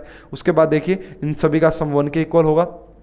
देखिए उसके बाद यहाँ पे बताया गया है है ना। It is useful in relating some physical property of the solution like vapour pressure. मैंने आपको बताया था थोड़ी सी देर पहले ही कि राउट्स लॉ में बड़ा जबरदस्त यूज होता है इसका, वहां पे इसको बार बार यूज करेंगे। मोल फ्रैक्शन क्या होता है, इसीलिए मैंने आपको पहले ही बताया था कि यार इनको अच्छे से पढ़ लो। कंसंट्रेशन टर्म अगर समझ में आ गई तो सब कुछ समझ में आ जाएगा इस चैप्टर में, फिर ना फ्लो में दौड़ोगे। It has no units, mole fraction की कोई भी यूनिट नहीं होती है, ठीक है, ये बात जरूर ध्यान में रखें। Because it's ratio of number of moles, ऊपर भी मोल नीचे भी मोल, मोल से मोल कैंसिल, कोई यूनिट नहीं होती मोल फ्रैक्शन की। It is independent of temperature, क्यों इंडिपेंडेंट है, बिकॉज मास डिपेंडेंट है ना, क्योंकि मोल फ्रैक्शन को अगर आपको याद हो तो मैंने ग्रुप ए में मास डिपेंडेंट में रखा था, इसलिए टेम्परेचर पे डिपेंड नहीं करता है ना। कोई क्वेश्चन आया, make a note, number of moles N, है ना, यहाँ पे किसके इक्वल होते हैं, weight by gram molecular weight, ये मैंने बताया। और मोल परसेंट, आपका मोल परसेंट निकालने हो तो जो मोल होंगे उसकी मल्टीप्लाई कर देंगे किससे भाई, मोल की मल्टीप्लाई किससे कर देंगे, हाँ तेरा मोल, अगर आपको मोल परसेंट निकालना हो तो मोल फ्रैक्शन की मल्टीप्लाई कर देना 100 से, तो उससे भी निकल आएगा। तो कोई क्वेश्चन आया अच्छा सा, उसको सोल्व करवाते हैं। यस, अच्छा क्वेश्चन है। अब देखो जो पहले हमने प्रॉपर्टी पढ़ी है उनका भी यूज हम कर लेंगे इस क्वेश्चन को समझने में। तो आइए भाई क्वेश्चन क्या कह रहा है, calculate the mole fraction of H2SO4। H2SO4 का मोल फ्रैक्शन निकालिए, है ना। 98% H2SO4 बाई मास, इसका मतलब समझ रहे हो कि यहाँ पे परसेंटेज वेट बाई वेट आपको कितना गिवन है, 98%। इसका मतलब मैं ये लिख सकता हूं कि यहाँ पे भाई 90 ग्राम तो कौन है, H2SO4 है, एंड 2 ग्राम कौन है जी, यहाँ पे 2 ग्राम कौन प्रेजेंट होगा, आपको होगी जी वाटर प्रेजेंट होगा, सोलवेंट। अब आपको क्या निकालना है, मोल फ्रैक्शन H2SO4 का, यानी कि यहाँ पे लिखो भाई मोल फ्रैक्शन ऑफ H2SO4, ऊपर H2SO4 के मोल। अब मोल, तो मोल कैसे करोगे भाई, गिवन वेट तो कितना है भाई यहाँ पे 98, H2SO4 का कितना होगा निकाल लेते हैं जी, है ना। देखो भाई एक हाइड्रोजन का एक होता है, दो का 2 हो जाएगा, सल्फर का 32 होता है, सल्फर का 32 होता है, और एक ऑक्सीजन का 16 होता है ना, और 4 का 64 हो जाएगा, 4 का 64 हो जाएगा। इसको ऐड करोगे तो ये 98 ही आ जाएगा, यानी कि यहाँ पे एक मोल तो आ गया किसका, एक मोल तो आ गया इसका। उसके बाद नीचे तो 1 ही लिखना पड़ेगा, और अब यहाँ पे जो आप करोगे वो करोगे 2/18। अब आप कहोगे जी 2/18 क्यों किया, अरे भाई वाटर के भी तो मोल निकालने पड़ेंगे, मोल फ्रैक्शन निकालने से पहले मोल निकालना है ना। तो मोल कैसे निकलेंगे, गिवन वेट बाई में मोलिकुलर वेट, तो ये ऊपर तो एक ही हो गया भाई, है ना, और इसका एलसीएम लेंगे तो 18 और 2 20, 18 ऊपर चला जाएगा, तो ये आ जाएगा भाई।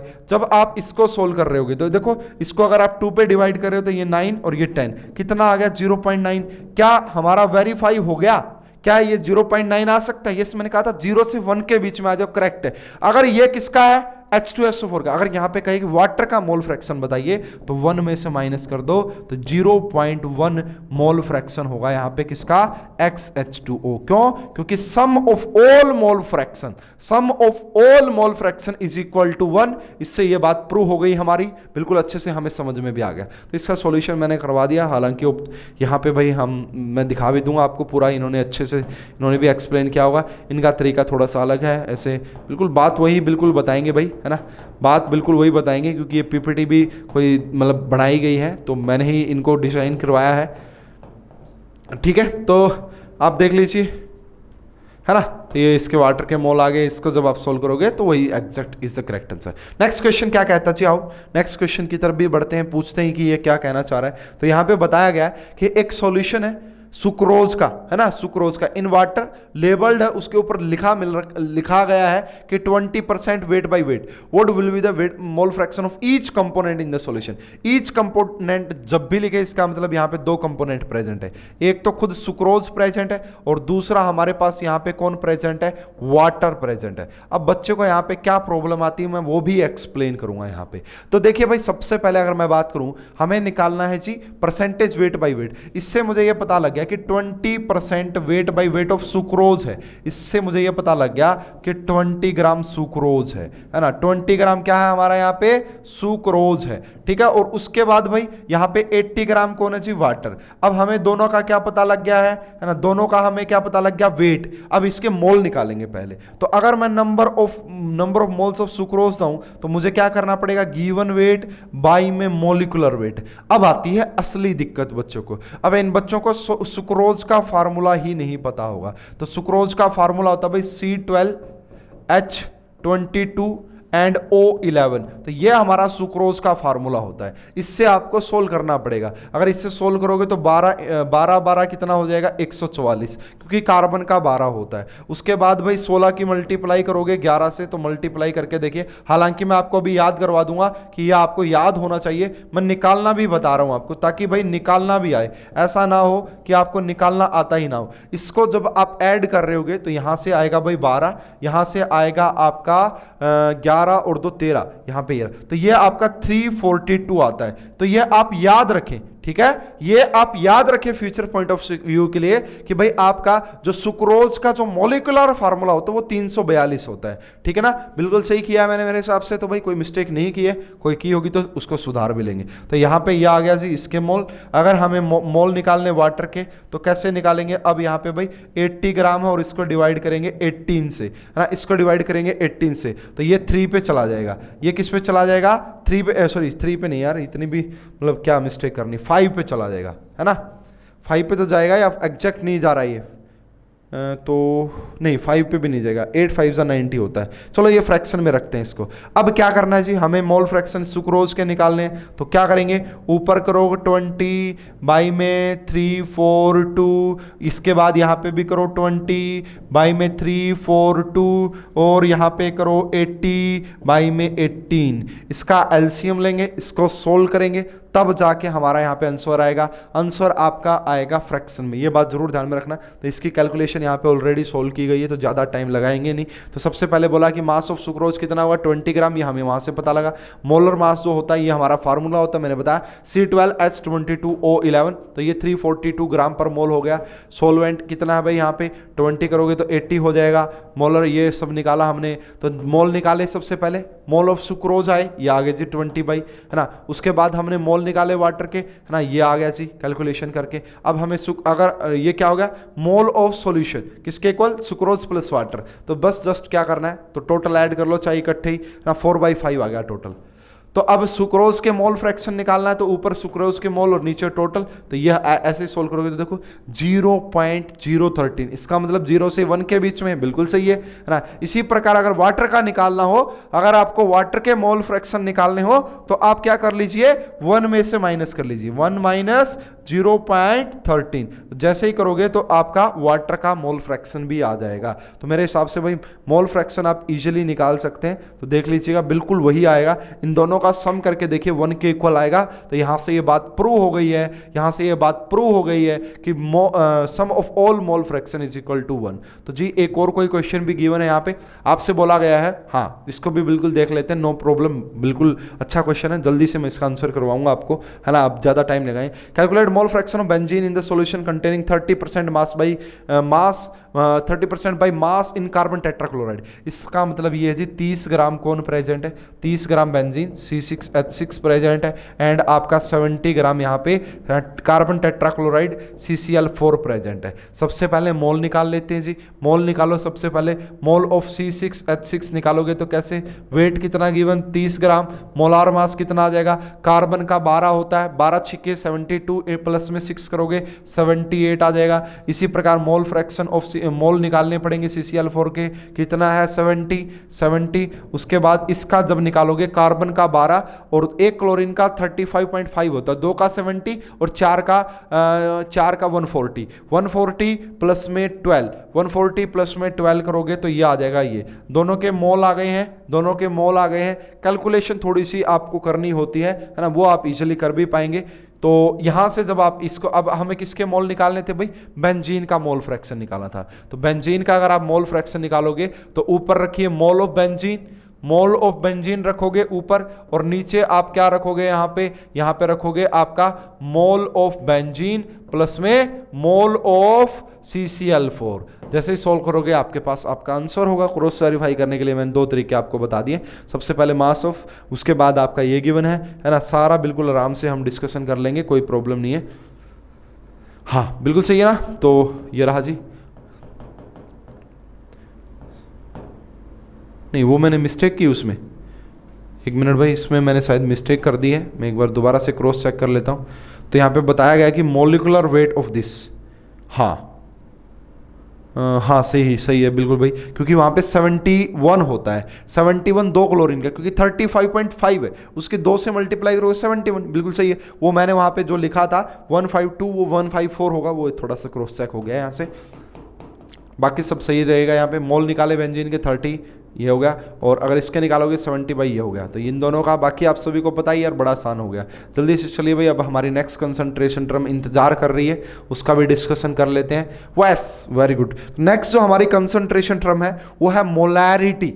ये हमारी वॉल्यूम डिपेंडेंट, ये इंपॉर्टेंट है ना, ये यूज होगी, ये आपका इलेक्ट्रोकेमिस्ट्री में भी यूज होगी। जो नेक्स्ट हमें चैप्टर पढ़ेंगे इलेक्ट्रोकेमिस्ट्री, वहां पे भी इस मोलैरिटी का यूज आएगा, वहां पे मोलार कंडक्टेंस पढ़ते हैं, ठीक है। तो ये मोलैरिटी के बारे में आपको पता होना चाहिए। तो इसकी डेफिनेशन ये कहती है भाई हमें मोलैरिटी, सबसे पहले तो भाई इसको डिनोट किया जाता है कैपिटल एम से। ये बात जरूर ध्यान में रखें कि इसको डिनोट किया जाता है कैपिटल एम से। इसका मतलब होता है, इसकी डेफिनेशन ये कहती है कि नंबर ऑफ, इसकी डेफिनेशन कहती है number of moles of solute, number of moles of solute present in number of moles of solute present in 1000 ml, या तो 1000 ml कीजिए या फिर 1 लीटर वॉल्यूम ऑफ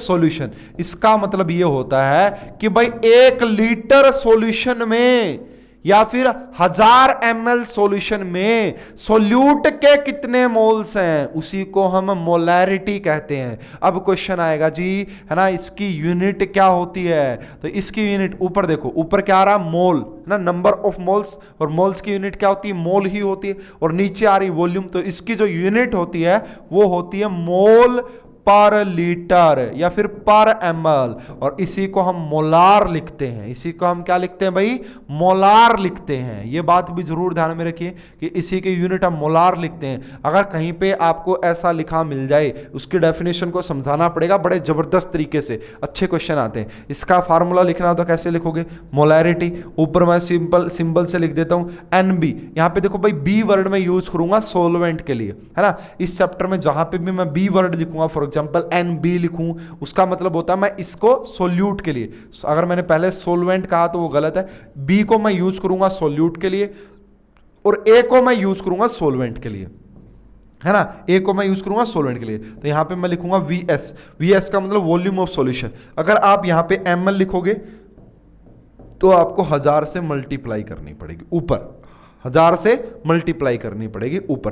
तो ये थी जी हमारी डेफिनेशन, और इसकी यूनिट मैंने बताई मोलार। आपको क्वेश्चन में ऐसे लिखा मिलता है ना कि 0.2 मोलार ऑफ NaOH। इसका मतलब समझिएगा, बहुत ही गहरा मतलब होता है इसका, है ना। अगर कहीं पे ऐसा लिखा मिल जाए कि 0.2 कैपिटल M ऑफ NaOH, इसका मतलब क्या होता है, इसका मतलब मैं एक्सप्लेन करता हूं अब, है ना। अगर कहीं पे भी आपको ऐसा लिखा मिल जाए कि भाई 0.2 मोलार ऑफ NaOH, इसका मतलब ये होता है जी, देखो डेफिनेशन क्या कहती है मोलैरिटी की। मोलैरिटी की डेफिनेशन कहती है कि number of moles of solute के कितने मोल प्रेजेंट है, किसमें, 1000 ml volume of the solution. इसका मतलब है अगर कहीं पे 0.2 मोलार लिखा मिल जाए, इसका मतलब है कि number 0.2 moles of NaOH, 2 moles of NaOH in 0.2 moles of NaOH in 100 ml volume of solution, 100 ml volume of solution. तो यहां से हमें दो बातों का पता लग गया, यहां से हमें दो बातों का पता लग गया। किन किन बातों का पता लग गया भाई, एक तो मोल्स का पता लग गया। अगर मोल्स का पता लग गया तो मैं वेट भी निकाल सकता हूं। पहला क्वेश्चन आपको यही दे दिया जाए कि वेट ऑफ NaOH बताएं कि NaOH का वेट कितना होगा। तो भाई मैंने अभी बताया, नंबर ऑफ मोल्स का मतलब होता है गिवन वेट बाई में मोलार वेट। अब यहां पे भाई आपको मोल दे दिए, तो मोल अगर हमें गिवन वेट निकालना तो इसकी मल्टीप्लाई करनी पड़ेगी मोलार वेट से, और इसका मैंने molar mass, molecular gram molecular mass 40 बताया था अभी थोड़ी सी देर पहले। इसको जैसे ही आप सोल्व करोगे तो 8 आ जाएगा, यानी कि यहां पे 8 ग्राम NaOH है। तो ये इस छोटा सा जो ये लिखा हुआ ना, इसमें इस M वर्ड में बहुत कुछ छिपा हुआ है ना। तो इस M वर्ड को पहचानना आना चाहिए। अगर आप इस M वर्ड को पहचान गए तो फिर आपकी कोई दिक्कत परेशानी प्रॉब्लम होने ही वाली नहीं है, ठीक है जी। तो मैंने थोड़ा सा इंट्रोडक्शन दे दिया मोलैरिटी का। अब आ जाओ, मैं थोड़ा सा स्लाइड की फॉर्म में एक्सप्लेन करता हूँ और फिर कुछ न्यूमेरिकल्स। ठीक है जी, आओ भाई फटाफट से। मोलैरिटी, तो इसको कैपिटल एम से डिनोट किया जाता है। Number of moles of solute dissolved in 1 litre of the solution, ML में कहोगे तो है ना, एमएल में 1000 ml कहेंगे है ना। तो यहाँ पे देखो भाई मोलैरिटी, मोलैरिटी एक कंसंट्रेशन टर्म है, इसे हम लिखेंगे number of moles per unit volume, number of moles per unit volume है ना, इन लीटर। यहाँ पे इसकी यूनिट भी बताई मैंने, इसका फार्मूला आप लिख सकते हैं, देखिए बिल्कुल वही फार्मूला है ना, है ना। अगर आप उसको मोल्स को भी डिवाइड करना चाहते हैं फर्दर, है ना, तो मोल्स को भी अगर आप डिवाइड करना चाहते हैं तो आप इस फॉर्म में इसको लिख सकते हैं कि जो आपका कैपिटल एम होगा वो किसके इक्वल हो जाएगा, वेट ऑफ बी। इस वेट ऑफ बी का मतलब समझ जाना कि यहां पे गिवन वेट, W का मतलब होता है गिवन वेट ऑफ सोल्यूट, और यहां पे अगर मैं कैपिटल M लिखूं तो इसका मतलब होता है molar weight of B। Into में ऊपर क्या करना पड़ेगा 1000 और नीचे क्या करना पड़ेगा वॉल्यूम ऑफ सॉल्यूशन, है ना, सॉल्यूशन इन ml, ml में करोगे तो ये आ जाएगा, लीटर में करोगे तो कोई दिक्कत नहीं है। ठीक है जी, ये आपका यहां पे देखो वेट ऑफ सोल्यूट किसके इक्वल आ जाएगा। अगर आपको यहां से इस सोल्यूट का वेट निकालना हो with the help of molarity, मान लो कल को मोलैरिटी आपको गिवन हो, ग्राम एटॉमिक वेट हमें पता होगा उसका, और वॉल्यूम आपको दे दे, तो आप वेट आसानी से निकाल सकते हैं। तो बस इसकी मल्टीप्लाई कर देंगे, इसे 1000 से डिवाइड कर देंगे। तो हाँ, एक डाइल्यूशन फार्मूला यूज करते हैं भाई यहाँ पे, वो काफी ज्यादा इंपॉर्टेंट होता है डाइल्यूशन फार्मूला। डाइल्यूशन फार्मूला क्या कहता है, देखिए भाई मेरे पास क्या था स्टार्टिंग में यहाँ पे, है ना, मेरे पास यहाँ पे स्टार्टिंग में क्या था, मान लो है ना कि मेरे पास कोई एक सॉल्यूशन था, है ना, कोई सॉल्यूशन था, उसकी वॉल्यूम थी मेरे पास स्टार्टिंग में मान लो कि 100 ml, है ना, 100 ml मेरी वॉल्यूम थी, है ना।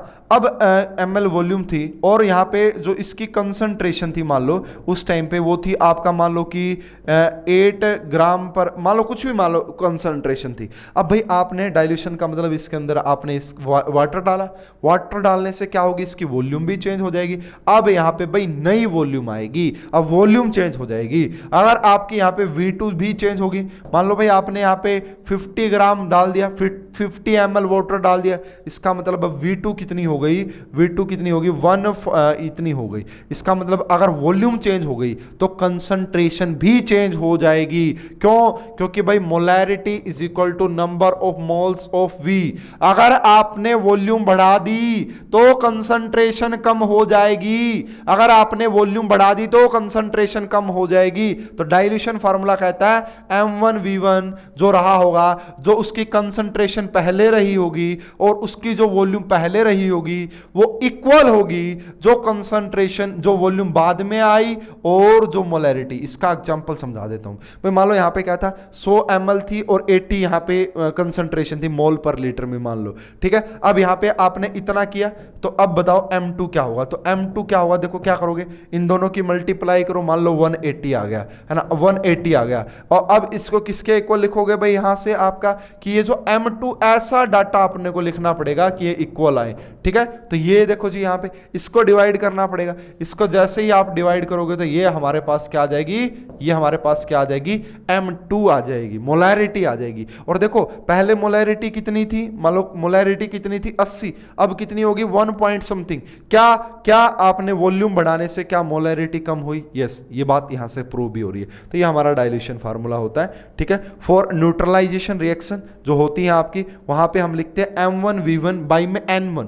ये N1 क्या होता है इसके बारे में भी पढ़ेंगे। और यहां पे आ जाता है N2, यानी कि कितने मोल्स, मतलब इसको क्या लिखोगे आप, इसमें N फैक्टर भी होता है एक, लेकिन यहां पे N फैक्टर का इतना ज्यादा है नहीं, तो यहां पे एक और फॉर्मूला बनेगा, इसको एक्सप्लेन करूंगा मैं अच्छे से आपका, M1V1 बाई में N1, और इसको हम कहेंगे यहाँ पे, अभी आ भी जाएगा कि यहाँ पे इसका मतलब क्या होता है। अगर आप सॉल्यूशन, मिक्स सॉल्यूशन की मोलैरिटी की बात करोगे तो सबको ऐड कर देंगे और इसको डिवाइड कर देंगे टोटल वॉल्यूम से, है ना। जितनी भी आपकी M1V1 M2V2 है उन सभी को डिवाइड कर दीजिए वॉल्यूम से, तो आपके पास मिक्स सॉल्यूशन की मोलैरिटी आ जाएगी, ठीक है।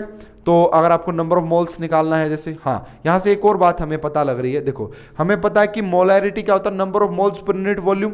तो अगर हमें वो नंबर ऑफ मोल्स निकालने तो हम क्या करेंगे, मोलैरिटी की मल्टीप्लाई करेंगे वॉल्यूम से। अच्छा जी, अब ये मिलीमोल्स क्या होता है ना, इसका भी यूज पड़ेगा मिलीमोल्स। जब आपकी वॉल्यूम, जब ये आपकी वॉल्यूम ml में रही होगी, जब ये आपकी वॉल्यूम ml में रही होगी तो ये जो मोल्स आएंगे इनको हम मिलीमोल्स बोलते हैं, बस इतना सा होता है, ठीक है। तो यहां पे देखिए मोलैरिटी इनटू में volume of the solution in ml, अगर आपकी वॉल्यूम ml में है तो उसे हम क्या कहते हैं, उसे हम कहेंगे मिलीमोल्स, ठीक है भाई।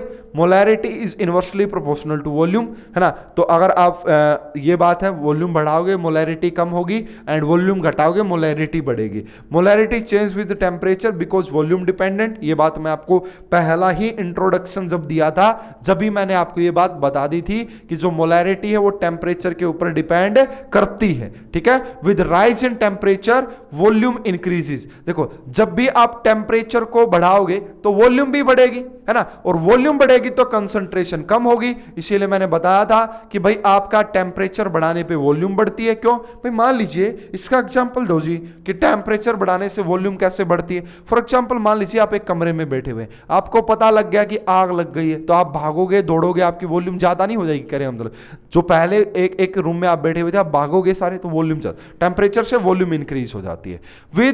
With fall in temperature volume decrease भी हो जाएगी, ये बात है यहाँ पे। विद इंक्रीज इन टेम्परेचर, जब आपका टेम्परेचर इंक्रीज करेगा वॉल्यूम भी इंक्रीज करेगी, वॉल्यूम इंक्रीज करेगी तो मोलैरिटी डिक्रीज करेगी। With decrease in temperature molarity increase, temperature decrease होगा तो वॉल्यूम भी डिक्रीज होगी, और वॉल्यूम डिक्रीज होगी तो मोलैरिटी इंक्रीज करेगी, ठीक है भाई। ये बात मैंने आपको समझाई। हाँ, यहाँ पे कुछ मतलब भी होता है, यहाँ पे कुछ पॉइंट्स है। डेसीमोलर, डेसीमोलर का मतलब क्या है कि 10 की पावर कुछ न कुछ रही होगी, 10 की पावर -1, है ना। अगर आपके 10 की पावर -1 हो या फिर 0.1 हो, इसी को जितना भाई 0.1 मोलर को डेसीमोलर बोला जाता है, इसका मतलब ये है ना। अगर आपके पास सेंटीमोलर हो तो 10 मोलार को, है ना, सॉरी 0.01 मोलार को हम सेंटीमोलर बोलते हैं। अगर आपके पास मिली मोलार होगा तो हम 0.001 मोलार को क्या बोलेंगे, आपका मिली मोलर बोलेंगे। उसके बाद भाई अगर आपके पास यहाँ पे सेमी मोलर होगा तो वो होता है 0.5 मोलर का मतलब सेमी मोलर होता है। तो ये कुछ टर्म्स है जो यूज हो जाएंगी। डेका मोलार का मतलब होता है 10 की पावर क्या हो जाएगी यहाँ पे 10 मोलार, 10 मोलार को डेका मोलार बोलेंगे, ठीक है जी। कुछ क्वेश्चन डिस्कस करते हैं, इनसे हमें क्लियरिटी आएगी टॉपिक में कि इसका मतलब क्या है। अच्छा जी, क्या कह रहा है यहाँ पे क्वेश्चन में, will the molarity of solution at 50 degree Celsius will be same less और more than of the molarity this. अब देखो भाई क्या हुआ है, टेम्परेचर कम हुआ है, अरे भाई क्या हो गया, टेम्परेचर कम हो गया। अगर टेम्परेचर कम हो गया तो वॉल्यूम भी कम हो गई, अगर वॉल्यूम कम हो गई तो मोलैरिटी बढ़ गई। इसका मतलब 50 डिग्री सेल्सियस पे जितनी मोलैरिटी थी ना, 50 डिग्री सेल्सियस पे जितनी मोलैरिटी थी 25 डिग्री सेल्सियस पे मोलैरिटी बढ़ चुकी होगी, है ना, क्योंकि टेम्परेचर के इनवर्सली प्रोपोर्शनल होती है मोलैरिटी, ठीक है। टेम्परेचर डिक्रीज किया तो मोलैरिटी इंक्रीज करेगी, सीधी सी बात है जी। Molarity at 50 degree Celsius of the solution will be less than at 25 degree Celsius because वो डिक्रीज करती है, ये मैंने एक्सप्लेन किया। नेक्स्ट देखिए, हाँ ये वही क्वेश्चन आ गया, देखो इसको बैक लेके चलता हूं मैं ना, इसको पहले मैं बैक लेके चलता हूं। Explain what is the meant by 1 molar NaOH। 1 molar NaOH का मतलब क्या होता है, 1 मोलार NaOH का मतलब ये होता है कि 1 mole of NaOH, 1 mole of NaOH in क्या करोगे, in 1000 ml volume of the solution, volume of the solution. आ रही है बात समझ में, आ रही है क्या बात समझ में, यानी कि भाई 1 मोल, अगर यहीं से आपसे पूछे कि बताओ what is the weight of NaOH, weight is the weight of NaOH, तो भाई 1 मोल का वेट वही होता है जो उसका ग्राम मोलिकुलर मास होता है। तो कितना होता है इसका 40 ग्राम, कितना होता है इसका 40 ग्राम। आई बात समझ में। तो इस 1 m का m बोले तो इसका मतलब 1 मोल यानी कि 40 gram of NaOH dissolve in water to make litre solution is called, इसी को हम कहेंगे। कुछ अच्छे क्वेश्चन आएंगे तो डिस्कस करते हैं। अच्छा, what happens to the molarity of solution if solution is heated. अगर आप सॉल्यूशन को हीट करोगे, अगर आप सॉल्यूशन को हीट करोगे इसका मतलब टेम्परेचर बढ़ाओगे, अगर टेम्परेचर बढ़ाओगे तो वॉल्यूम भी बढ़ेगी, अगर वॉल्यूम बढ़ाओगे तो मोलैरिटी डिक्रीज करेगी। क्या करेगी, मोलैरिटी डिक्रीज। तो यहां पे बताया गया है what happen to the molarity of solution if solution is heated. अगर आप सॉल्यूशन को हीट करोगे तो मोलैरिटी डिक्रीज करेगी, सॉरी आपका मोलैरिटी डिक्रीज करेगी, बिल्कुल ठीक है ना। तो ये क्यों, इनवर्सली प्रोपोर्शनल है टेम्परेचर के साथ। नेक्स्ट कुछ एमसीक्यूज आ जाते हैं भाई हमारे, उनको देखते हैं और उसके बाद कुछ अच्छे अच्छे न्यूमेरिकल डिस्कस करेंगे। Which of the following are correct statements, इनमें से कौन सी स्टेटमेंट करेक्ट है। क्या मोलैरिटी 1/V होती है, यस बिल्कुल ट्रू है, ये तो मोलैरिटी इनवर्सली प्रोपोर्शनल प्रोपोर्शनल होती है? क्या टेम्परेचर के भी इनवर्सली प्रोपोर्शनल होती है? यस भाई, टेम्परेचर के भी इनवर्सली प्रोपोर्शनल होती है। क्या ए एंड बी दोनों सही है? यस बिल्कुल, ए एंड बी दोनों सही है। तो हमारा क्या करेक्ट आंसर आ जाएगा? डी, है ना। अब हम बात करते हैं जी, है ना, मिक्स न्यूमेरिकल कर लेंगे इनके, अभी आगे जाके इकट्ठे न्यूमेरिकल करेंगे। अब हम बात करते हैं जी मोलैलिटी की, है ना। तो अगर मैं मोलैलिटी की बात करूं तो ये मोलैलिटी जैसी ही है। तो मोलैलिटी को सबसे पहले तो हम लिखते हैं स्मॉल एम से, है ना। इन दोनों का डिफरेंस जरूर देखना भाई। इसको हम किससे लिखते हैं? स्मॉल एम से इसको लिखते हैं मोलैलिटी को। अब इसकी डेफिनेशन ये कहती है हमारी कि इसकी डेफिनेशन में भी number of moles of solute, number of moles of solute present in 1000 ग्राम या फिर 1 किलोग्राम, वहां पे था वॉल्यूम ऑफ सॉल्यूशन, यहां पे आता है weight of solvent, weight of solvent. एक बात इसको जरूर फोकस करें कि सॉल्वेंट की बात की जा रही है, वहां पे सॉल्यूशन की वॉल्यूम होती थी, यहां पे सॉल्यूशन का, सॉल्वेंट का वेट होता है ना, किलोग्राम में होता है या ग्राम में होता है। तो अब अगर आपसे कोई पूछे जी इसकी यूनिट क्या आएगी, तो इसकी यूनिट क्या होगी भाई? इसकी यूनिट आप क्या लिखोगे? ऊपर तो आ गया मोल और नीचे आप लिखोगे ग्राम या किलोग्राम, तो इसका मतलब मोल पर ग्राम, और इसी को हम लिखते हैं मोलल। इसी को क्या बोला जाता है भाई? मोलल भी बोला जाता है। जैसे वहां पे मोलार बोला गया था ना, मोलार, यहां पे मोलल बोला जाता है। ठीक है, इसको स्मॉल एम से डिनोट करते हैं, इसको स्मॉल एम से डिनोट करते हैं। ठीक है, दूसरा जो चेंज आया है यहां पे सोलवेंट होता है। ठीक है, यहां पे सोलवेंट, ठीक है, वेट, और दूसरा यहां पे वेट होता है, वहां पे वॉल्यूम थी। ये डिफरेंस है जी। ये आपका मास के ऊपर, ये टेम्परेचर डिपेंडेंट नहीं है, टेम्परेचर पे डिपेंड नहीं करती है। तो भाई मोलैलिटी क्या होती है? इसको स्मॉल एम से डिनोट किया जाता है, number of moles of solute present in 1 kilogram of the solvent और 1000 ग्राम of the solvent is called molality. इसका फार्मूला आप बिल्कुल आराम से बना सकते हैं, है ना, जैसा हमने बनाया था, है ना। तो देखिए, molality is independent on temperature because mass does not depend with temperature, क्योंकि मास टेम्परेचर पे डिपेंड नहीं करता। मैंने आपको एक काफी अच्छा एग्जांपल भी दिया था इसमें। ठीक है, so it is the most common and convenient method to express the concentration of solutions. तो ये अच्छा मेथड है, क्योंकि क्या है भाई, मान लो, है ना, इसमें क्या होता है, मान लो आपने कोई सैंपल तैयार किया, आपने कोई प्रोडक्ट बनाया, हिस्सा मान लो कि किसी जगह पे, अब आप उसको मान लो वहां पे टेम्परेचर 30 डिग्री सेल्सियस था, अब आप उसको मान लो टेस्टिंग के लिए आप लेके गए किसी दूसरी जगह पे, हिल स्टेशन पे, जहां पे टेम्परेचर कम है, तो उसकी तो कंसंट्रेशन चेंज हो जाएगी ना टेम्परेचर के साथ, इसीलिए मोलैलिटी का ज्यादा यूज हम करते हैं। ठीक है जी, अब यहां पे फॉर्मूला रिलेटेड टू मोलैलिटी की बात करोगे तो देखो यार, मैंने बताया अगर आप लिखना चाहते हैं स्मॉल एम को, तो ऊपर एक तो ये कि number of moles of solute लिखा, फिर आप यहां पे WA, अब मैंने वर्ड क्या यूज किया है, WA का मतलब वेट ऑफ सोलवेंट। अगर आप इसे ग्राम में लिखेंगे, तो ऊपर 1000 से मल्टीप्लाई करनी पड़ेगी। ठीक है, इसको और खोल के लिखना चाहते हैं तो भाई मोल्स किसके इक्वल होते हैं? वेट ऑफ सोल्यूट, तो उसको मैं किससे लिखूंगा? WB से। इस WB का मतलब क्या होता है? वेट ऑफ सोल्यूट से होता है ना। इनटू में 1000 ऊपर पड़ा रहने दूंगा, अब ये फ्रैक्शन में आता तो मैं उसको नीचे लिख दूंगा, तो नीचे क्या आएगा? अब MB आएगा।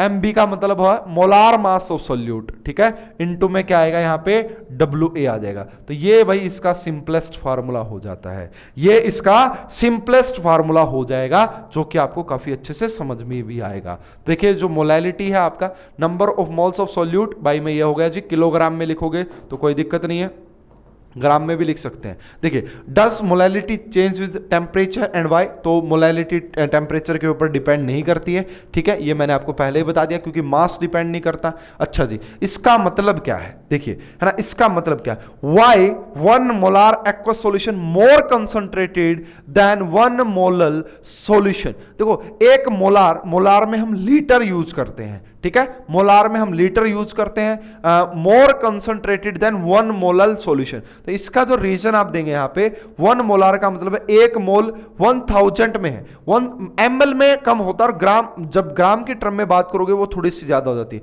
Whereas 1 molal aqua solution 1 kilogram solvent में होता है, और ग्राम और ml को अगर आप रिलेट करोगे तो वो थोड़ा सा डाटा आपको दिखेगा अलग।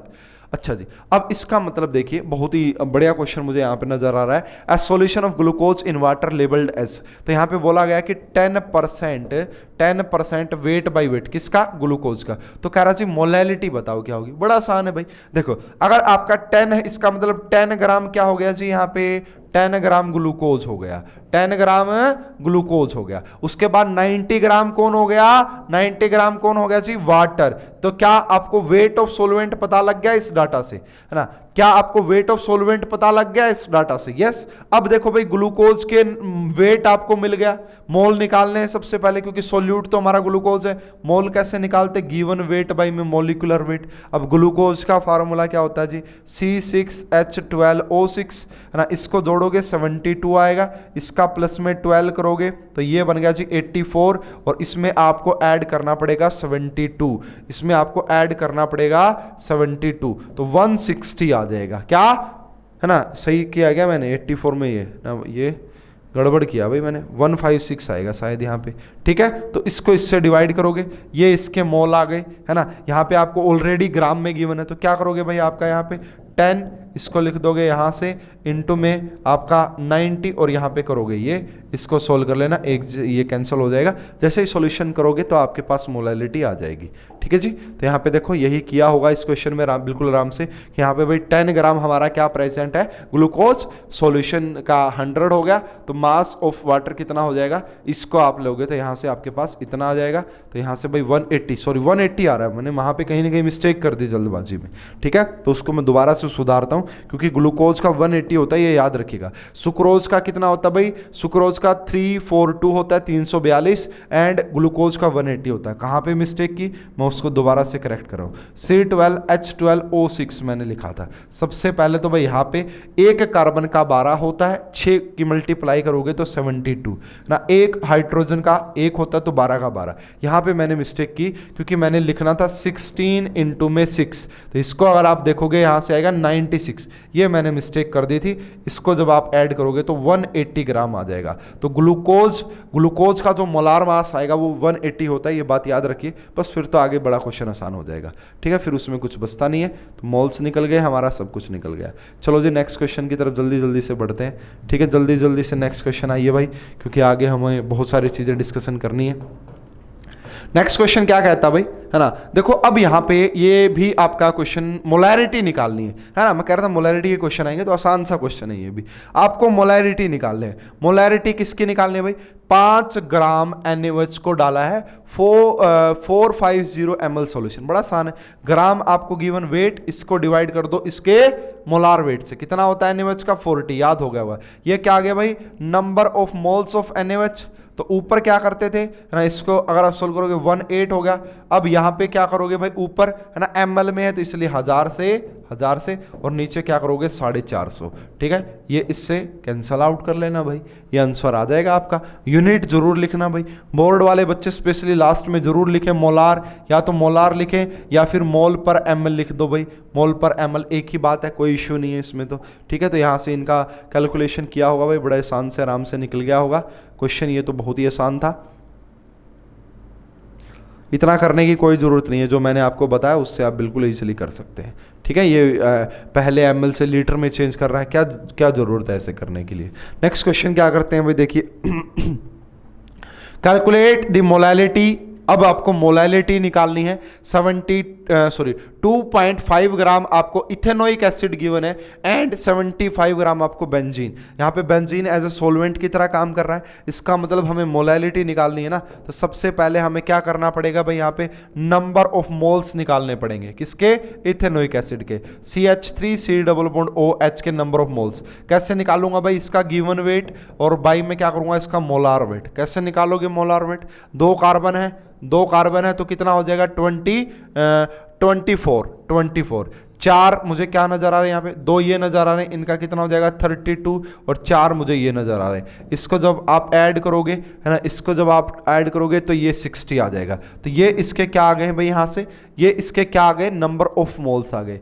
वेट आपको गिवन ही ऑलरेडी सॉल्वेंट का, तो हमें मोलैलिटी निकालनी है ना, ग्राम में ही गिवन है। तो ये आपका 60 इंटू में, ये देखो ये आपका क्या हो गया, यहाँ से WB हो गया, ये यहाँ से क्या हो गया आपका MB हो गया, ये यहाँ से क्या हो जाएगा भाई इंटू में, यहाँ पे आपका 75 ग्राम है ना, और ऊपर क्या हो जाएगा आपका ये रहा, एक जीरो यहाँ से उतार लो, इस जीरो से ये जीरो है ना, 5 पे ये 3 पे चला जाएगा, ये जीरो से ये जीरो कैंसिल हो जाएगी, तो ये आएगा आपका 10/18। ये आपका जो आ जाएगा 10/18, यूनिट क्या लिखोगे, मोलल या फिर मोल पर ग्राम, मोल पर ग्राम। तो ये इसकी मोलैलिटी आ जाएगी भाई। 60 गिवन है, यहाँ पे सब कुछ मैंने काफ़ी अच्छे से एक्सप्लेन कर दिया आपको, कोई दिक्कत आएगी नहीं। तो ये 10/18 हमने आंसर निकाला है शायद, तो ये देखिए यहाँ से इतना आंसर आ जाएगा।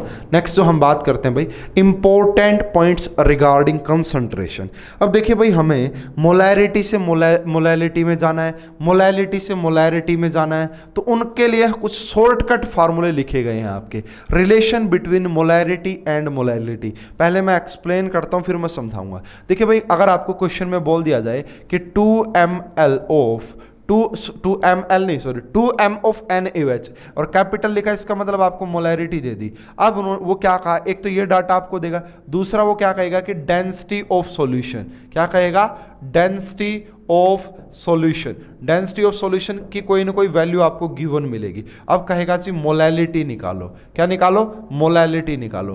तो देखो यार, सीधी सी बात मैं आपको बता रहा हूं, यहां से आपको पहले ये देखना है कि हमें निकालना क्या है। जैसे यहां पे बोला गया कि मोलैलिटी निकालो, मोलैलिटी में आपको क्या क्या चाहिए, तो मोलैलिटी में एक चीज तो आपको नंबर ऑफ मोल्स चाहिए। भाई नंबर ऑफ मोल्स तो मोलैलिटी में भी चाहिए, इसका मतलब ये तो कॉमन फैक्टर है ना, ये तो यहां से आराम से पता कर लेंगे। दूसरी चीज यहां पे मुझे चाहिए वेट ऑफ सॉल्वेंट, क्या चाहिए, वेट ऑफ सॉल्वेंट। ठीक है, अगर मुझे सॉल्वेंट का वेट चाहिए तो कहां से निकलेगा, अगर मुझे सॉल्यूशन का पता लग जाए कि सॉल्यूशन का इतना है और सोल्यूट का मुझे पता है, क्योंकि मोल पता है तो उसकी मल्टीप्लाई करेंगे ग्राम एटॉमिक वेट से, तो हमारा निकल जाएगा सॉल्यूशन। सॉल्यूशन में से सोल्यूट वाला माइनस करेंगे तो सॉल्वेंट का आ जाएगा। अब मास कहां से आएगा सॉल्यूशन का, है ना। अब बात क्या आएगी जी, सॉल्यूशन का मास कहां से पता करें, अरे भाई यहां से वॉल्यूम का पता लग जाएगा। यस कहोगे जी, बिल्कुल सही। तो यहां से हमें वॉल्यूम ऑफ सॉल्यूशन का पता लग जाएगा। अगर आपको सॉल्यूशन की वॉल्यूम पता लग गई तो इस डेंसिटी से, है ना, डेंसिटी का मतलब होता है मास पर यूनिट वॉल्यूम, है ना। अगर आपको वॉल्यूम पता लग गई और डेंसिटी अगर आपको पता है तो सॉल्यूशन का मास निकल जाएगा। और जो मास आपका निकला है, जो आपका मास आपका निकला है ना, यहां से सोल्यूट का मास आपको पता है, सोलवेंट का पता लग जाएगा, आपका पूरा क्वेश्चन सोल्व हो जाएगा। तो भाई इसका मैं शॉर्टकट आपको बताऊंगा पहले तो, ठीक है, इसका शॉर्टकट है ना, लॉन्ग कट भी कराएंगे। तो देखो 1/m, इस 1/m का मतलब समझिए, यहाँ पे इस m का मतलब होता है मोलैलिटी से, इस m का मतलब होता है मोलैलिटी से। तो d क्या हो गया, d बोले तो डेंसिटी, d बोले तो यहाँ पे डेंसिटी, और ये क्या हो गया भाई मोलैरिटी, ये क्या हो गया मोलैरिटी। माइनस में क्या करना है, माइनस में क्या करना, ग्राम मोलिकुलर वेट ऑफ सोल्यूट, और इसको डिवाइड कर दीजिएगा, है ना, 1000 से। स्पेशली भाई जो बच्चे कंपटीशन की प्रिपरेशन कर रहे हैं उन सभी के लिए है, क्योंकि सिलेबस वालों के लिए तो पूरा निकालना पड़ेगा, अच्छे से निकालना पड़ेगा, वो मैं सिखाऊंगा, बल्कि कंपटीशन वाले बच्चों को भी सिखाऊंगा। लेकिन भाई उनको ये याद रखना बड़ा जरूरी हो जाता है। ये फॉर्मूला कैसे बना उसका मैंने थोड़ा सा ओवरव्यू दिया आपको कि पहले इससे ये निकालो, इससे ये निकालो, है ना। लेकिन ये फॉर्मूला कंपटीशन वाले बच्चे स्पेशली याद रखें, और सिलेबस वाले बच्चे याद ना रखें, उनको ये पता होना चाहिए कि ये फार्मूला आया कहां से है। ठीक है जी। उसके बाद देखिए, अगर आपको यहाँ पे किसकी मोलैलिटी के बीच बात चाहिए तो वो इसके इक्वल आ जाएगी। डेंसिटी ऑफ सोल्यूट अगर आप करोगे, ये थोड़ा सा कॉम्प्लेक्स हो रहा है ना। अगर आपको मोलैरिटी चाहिए, है ना, मोलैरिटी के टर्म में ये फार्मूला होता है। ठीक है, तो यहाँ पे ये बात हमने की। तो relation between molality and mole fraction, देखो अब क्या है कि मोलैलिटी और मोल फ्रैक्शन, भाई ये भी मास डिपेंडेंट होती है ना, ये भी मास डिपेंडेंट होती थी और ये भी मास डिपेंडेंट है। तो इसके केस में डेंसिटी का कोई लेना देना नहीं है, इसके केस में डेंसिटी का कोई लेना देना नहीं है। तो ये बात देखो भाई, जो आपका जो मोल फ्रैक्शन ऑफ बी होगा, देखो मोल फ्रैक्शन ऑफ बी किसके इक्वल होगा, तो आप कहोगे जी एन बी प्लस में एन ए प्लस में एन बी के इक्वल होगा, बिल्कुल सही बात है। अगर मोल फ्रैक्शन ऑफ ए की बात करें तो कहोगे एन ए और आपका एन ए प्लस में एन बी, ये तो कैंसिल ही होगा। क्या यहां से मैं ये भी कह सकता हूं कि जो भाई एक्स बी का मोल फ्रैक्शन है भाई में एक्स ए, इन दोनों का जो रेशियो है वो इनके मोल के रेशियो के इक्वल होगा, यस, क्योंकि ये टर्म तो कैंसिल आउट हो रही है, यानी कि ये बात बिल्कुल सही है ना। अब हमें क्या पता लग गया भाई यहां से, देखो अब इसके बाद क्या कर सकते हैं, अब मैंने क्या किया यहां पे, इसको मैंने 1 से इसको मैं क्या लिख सकता हूं, क्या हमें पता है, हमें पता है कि एक्स ए प्लस में जो एक्स बी होता है क्या वो 1 के इक्वल होता है, यस। इसका मतलब मैं एक्स बी की जगह क्या मैं 1 माइनस एक्स ए लिख सकता हूं, यस। तो मैंने इसको लिखा यहां से।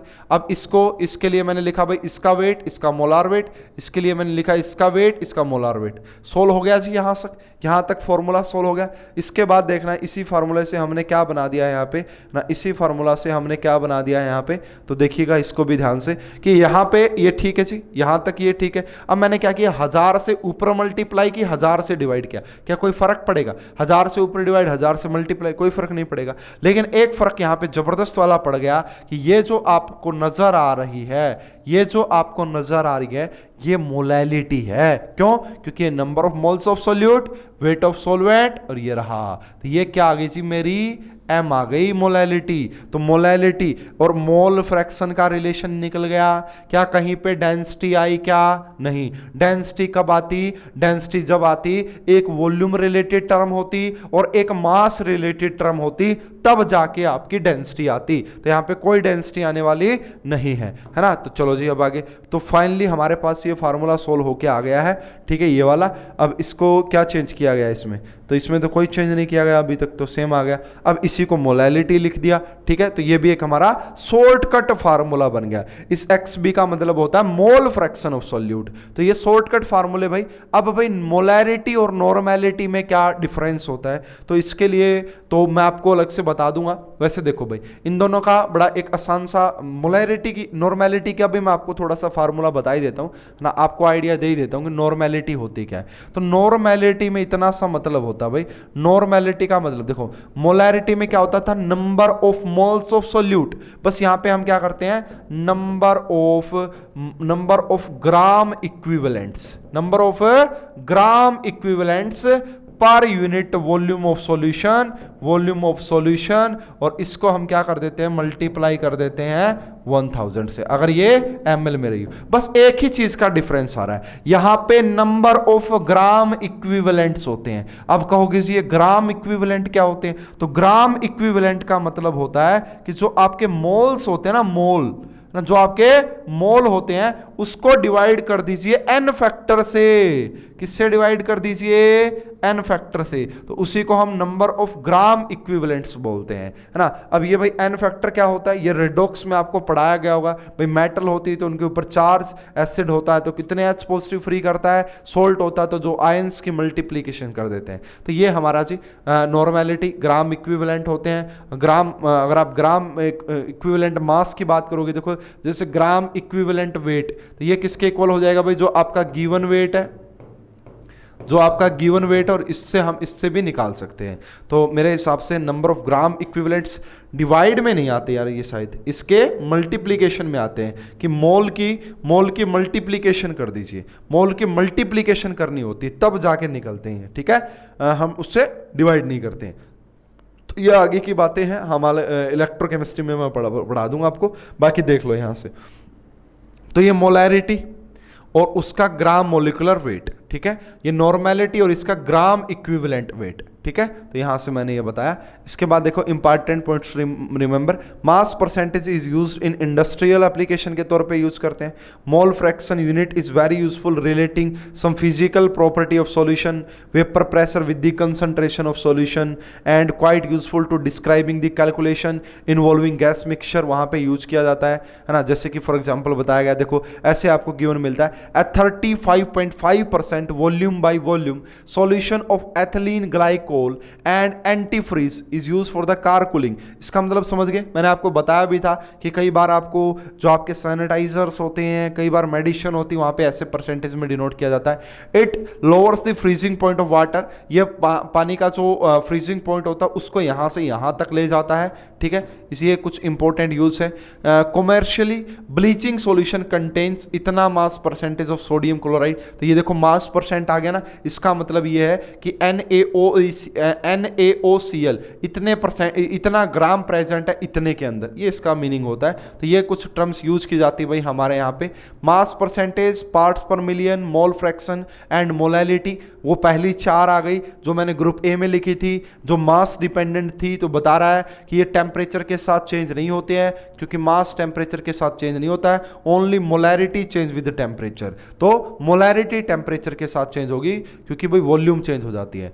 Which is independent of temperature, तो यहाँ पे mass percentage, mole fraction, parts per million और डी ऑप्शन ऑल, है ना। इंडिपेंडेंट तो सारी ही इंडिपेंडेंट होती है भाई। तो ये थे जी हमारे कुछ जो क्वेश्चन मैंने किए हैं। अब मैंने कुछ एक एनसीईआरटी का क्वेश्चन लिया आप सभी के लिए, तो इससे मैं आपको एक्सप्लेन करूंगा कि कैसे आप चीजें निकालते हैं। और बाकी जो अच्छे क्वेश्चन होंगे थोड़े से बेहतरीन लेवल के, है ना, जेई वाले बच्चों के लिए स्पेशली, वो अलग से एक वीडियो में आएंगे, है ना। लेकिन सिलेबस वालों के लिए हम नेक्स्ट वीडियो में स्टार्ट करेंगे हमारा हेनरीज लॉ, और 1-2 न्यूमेरिकल उनके लिए भी लेंगे। तो सबसे पहले भाई यहाँ पे क्वेश्चन में क्या कहा जा रहा है, आपसे उसकी बात कर लेता हूं मैं। तो सबसे पहले यहाँ पे क्वेश्चन में आपसे बोला गया है कि आपको डेंसिटी दी है ना, आपको डेंसिटी दी गई है। तो डेंसिटी आपको किस में दी गई है भाई, आपका 1.202 ग्राम, है ना। यूनिट बड़ी ध्यान से देखनी है, ग्राम पर ml, ठीक है जी, ओके, नो प्रॉब्लम, है ना। उसके बाद इफ डेंसिटी ऑफ 20% एक्वस के आई, है ना, जैसे ही मुझे ये दिखा कि 20% एक्वस के आई, ठीक है। अच्छा जी, अब आपको बताना है डिटरमाइन, यहां पे आपको मोलैलिटी भी निकालनी है, आपको मोलैरिटी भी निकालनी है, और आपको मोल फ्रैक्शन भी निकालना है। अब भाई कंपटीशन वाला बच्चा तो वो शॉर्ट फॉर्मूले को यूज करेगा, सिलेबस वाले बच्चे के लिए बता रहा हूं कि कैसे आप करेंगे। देखो 20% एक्वस के आई का मतलब क्या होता है, 20% एक्वस के आई का मतलब होता है 20 ग्राम के आई प्रेजेंट है किसके अंदर भाई, आपका, है ना, 80 ग्राम वाटर के अंदर, 80 ग्राम वाटर के अंदर। तो मुझे मोलैलिटी के लिए क्या चाहिए होता है, सबसे पहले तो मुझे ये बताओ मोलैलिटी के लिए मुझे चाहिए क्या। मोलैलिटी के लिए चाहिए मुझे नंबर ऑफ मोल्स, है ना, नंबर ऑफ मोल्स चाहिए, और फिर मुझे चाहिए आपका number of moles of solute, तो वो कितने आ जाएंगे भाई 20 ग्राम, और डिवाइड करेंगे इसके मोलार वेट से। अब क्वेश्चन में इसका मोलार वेट नहीं गिवन, तो पोटेशियम का जो मोलार वेट आएगा भाई, इसका हमें निकालना पड़ेगा, मुझे भी एग्जैक्ट याद नहीं है कि कितना होता है। तो इस के आई का हम निकाल लेंगे भाई इजीली, जितना भी होगा। मान लो कि मैं लिख देता हूं यहाँ पे मोलार वेट ऑफ के आई, ठीक है, मोलार वेट ऑफ के आई, ये आपको क्वेश्चन में गिवन होता है भाई बेसिकली कंपटीशन वाले बच्चों के लिए। बाकी सिलेबस वाले बच्चों को निकालना पड़ता है, याद रखना पड़ता है। तो इसका मैं अभी देख के बताता हूँ कि आपका क्या होगा। और उसके बाद अगर मैं बात करूँ यहाँ पे नीचे आप क्या लिखोगे, 80 ही लिखोगे, ग्राम के अंदर 80 ही लिखोगे, और इसके मल्टीप्लाई कर दोगे किससे, 1000 से। तो यहाँ पे इसको मैं नीचे काट के लिख देता हूँ ताकि आपको अच्छे से समझ में आए। तो ये क्या निकल गई मेरी, ये क्या निकल गई, मोलैलिटी निकल गई जी। मोलैलिटी तो बिल्कुल आसानी से निकाल ली, ये इससे कैंसिल हो गया, ये 4 से जाओगे तो आपका ये आ गया जी। ये इसका जो होता है भाई आपका, इसका के का हमें निकालना पड़ेगा। तो भाई अगर मैं बात करूं सोडियम 23 होता है, तो इसका भाई 29 होता है ना। 29 का लगभग 39 का डबल अगर हम करें 40 के आसपास, तो इसका शायद 80 होता होगा भाई। पोटेशियम का 80 के आसपास मिलेगा, 80। एंड आयोडीन जो आता है भाई, क्लोरीन ब्रोमीन ना, तो क्लोरीन का जो होता है अपना भाई वो होता है 17, है ना, 17 का डबल हो गया था वो, तो ठीक है। क्लोरीन का एटॉमिक नंबर 17 होता है, ठीक है। उसके बाद भाई 35 होता है, एंड उसके बाद इसका शायद 87 होता है। तो इस 87 के भी लगभग डबल ना, ये एटॉमिक नंबर की बात कर रहा हूँ मैं, है ना। तो ये एटॉमिक नंबर हो गया, इसका लगभग डबल करके देखोगे तो ये आ रहा है आपका 16, ये रहा, और 17, तो ये 100 इसके आसपास ही आ रहा है। तो इनको ऐड कर लेना भाई, दोनों को इनको ऐड कर लेना, तो ये आपका लगभग आ रहा है 200 इसके करीब। तो ये इसके आसपास का ही आएगा, शायद 1 आंसर ना आए। बाकी मैं बता ही देता हूँ भाई मेरे पास अभी, मैं आपको सर्च करके, ताकि आपका जो है डाटा बिल्कुल क्लियर रहे अच्छे से कि क्या आएगा इसका। तो वो है आपका भाई के आई का मोलार वेट, मुझे थोड़ा सा, हाँ, तो ये होता है भाई के आई का मोलार मास की अगर बात करोगे तो ये मैंने कुछ ज़्यादा ही बता दिया, तो यहाँ पे आएगा आपका ना, मैंने कुछ ज़्यादा ही आइडिया लगाया है इसका, तो यहाँ पे बोला गया भाई के आई का जो होता है वो होता है आपका ये वाला, ठीक है। जो पोटेशियम आयोडाइड का जो मोलार वेट होता है वो होता है भाई 166। मैंने कुछ ज़्यादा ही क्यों बताया भाई पता नहीं, है ना। चलो कोई दिक्कत नहीं भाई, आपको समझ में आ गया होगा, ये भी मैंने करेक्ट कर दिया इसको। तो ये होता है के आई का मोलार वेट, ठीक है जी। तो मोलैलिटी निकल गई। अब हमें क्या निकालना है, मोलैरिटी निकालनी है। अब मोलैरिटी निकालने के लिए मुझे क्या चाहिए, तो देखो भाई मोलैरिटी के लिए मुझे क्या चाहिए, 1 मिनट भाई 1 मिनट, ये तो ज़्यादा ही आगे चले गए हैं। मोलैरिटी के लिए मुझे क्या चाहिए, आ जाओ भाई, कहाँ पे चले गए, हाँ। तो अब देखो यहाँ से मैं आपको बता रहा था कि मोलैरिटी के लिए हमें क्या चाहिए। अब मोलैरिटी के लिए चाहिए हमें number of moles of solute, वो तो हम निकाल चुके हैं। कैसे निकाला था जी, 20 को डिवाइड कर दिया था किससे, 166 से, तो ये तो आ गए जी। अब मुझे चाहिए वॉल्यूम, है ना, अब मुझे चाहिए वॉल्यूम।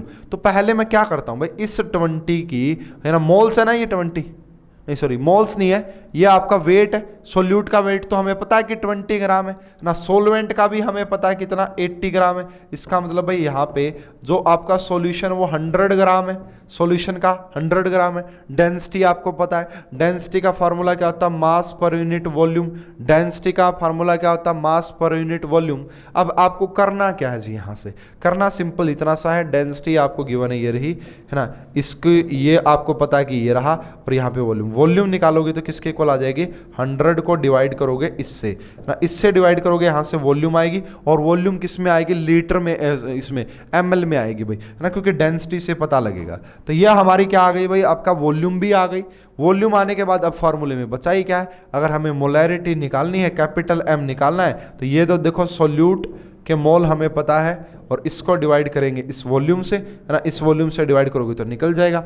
मोल फ्रैक्शन कैसे निकालेंगे भाई, के आई का, अरे भाई के आई के मोल पता है ना, के आई के मोल पता है, ये रहे के आई के, और वाटर के भी मोल पता है, 80/18 कर देंगे तो के आई का मोल फ्रैक्शन आ जाएगा भाई, ठीक है। तो इस प्रकार से भाई ये था हमारे इस सेशन का एंड। मैंने इसमें आपको कंसंट्रेशन टर्म्स के बारे में मैंने सारी कंसंट्रेशन टर्म्स समझा दी हैं, उनके बेसिक पॉइंट समझा दिए हैं, उनके कोई सिंपली जो सिंपल न्यूमेरिकल्स वो समझा दिए हैं, जे वाले बच्चों के लिए कुछ न्यूमेरिकल्स जो शॉर्टकट फार्मूले वो बता दिए हैं, है ना। तो भाई अब हम नेक्स्ट क्लास में कुछ 1-2 अच्छे क्वेश्चन डिस्कस करेंगे, और उसके बाद हम स्टार्ट करेंगे हमारा next topic, solubility of gases in a liquid. तो ये था हमारे इस सेशन का एंड। आप सभी को बहुत बहुत धन्यवाद, थैंक यू।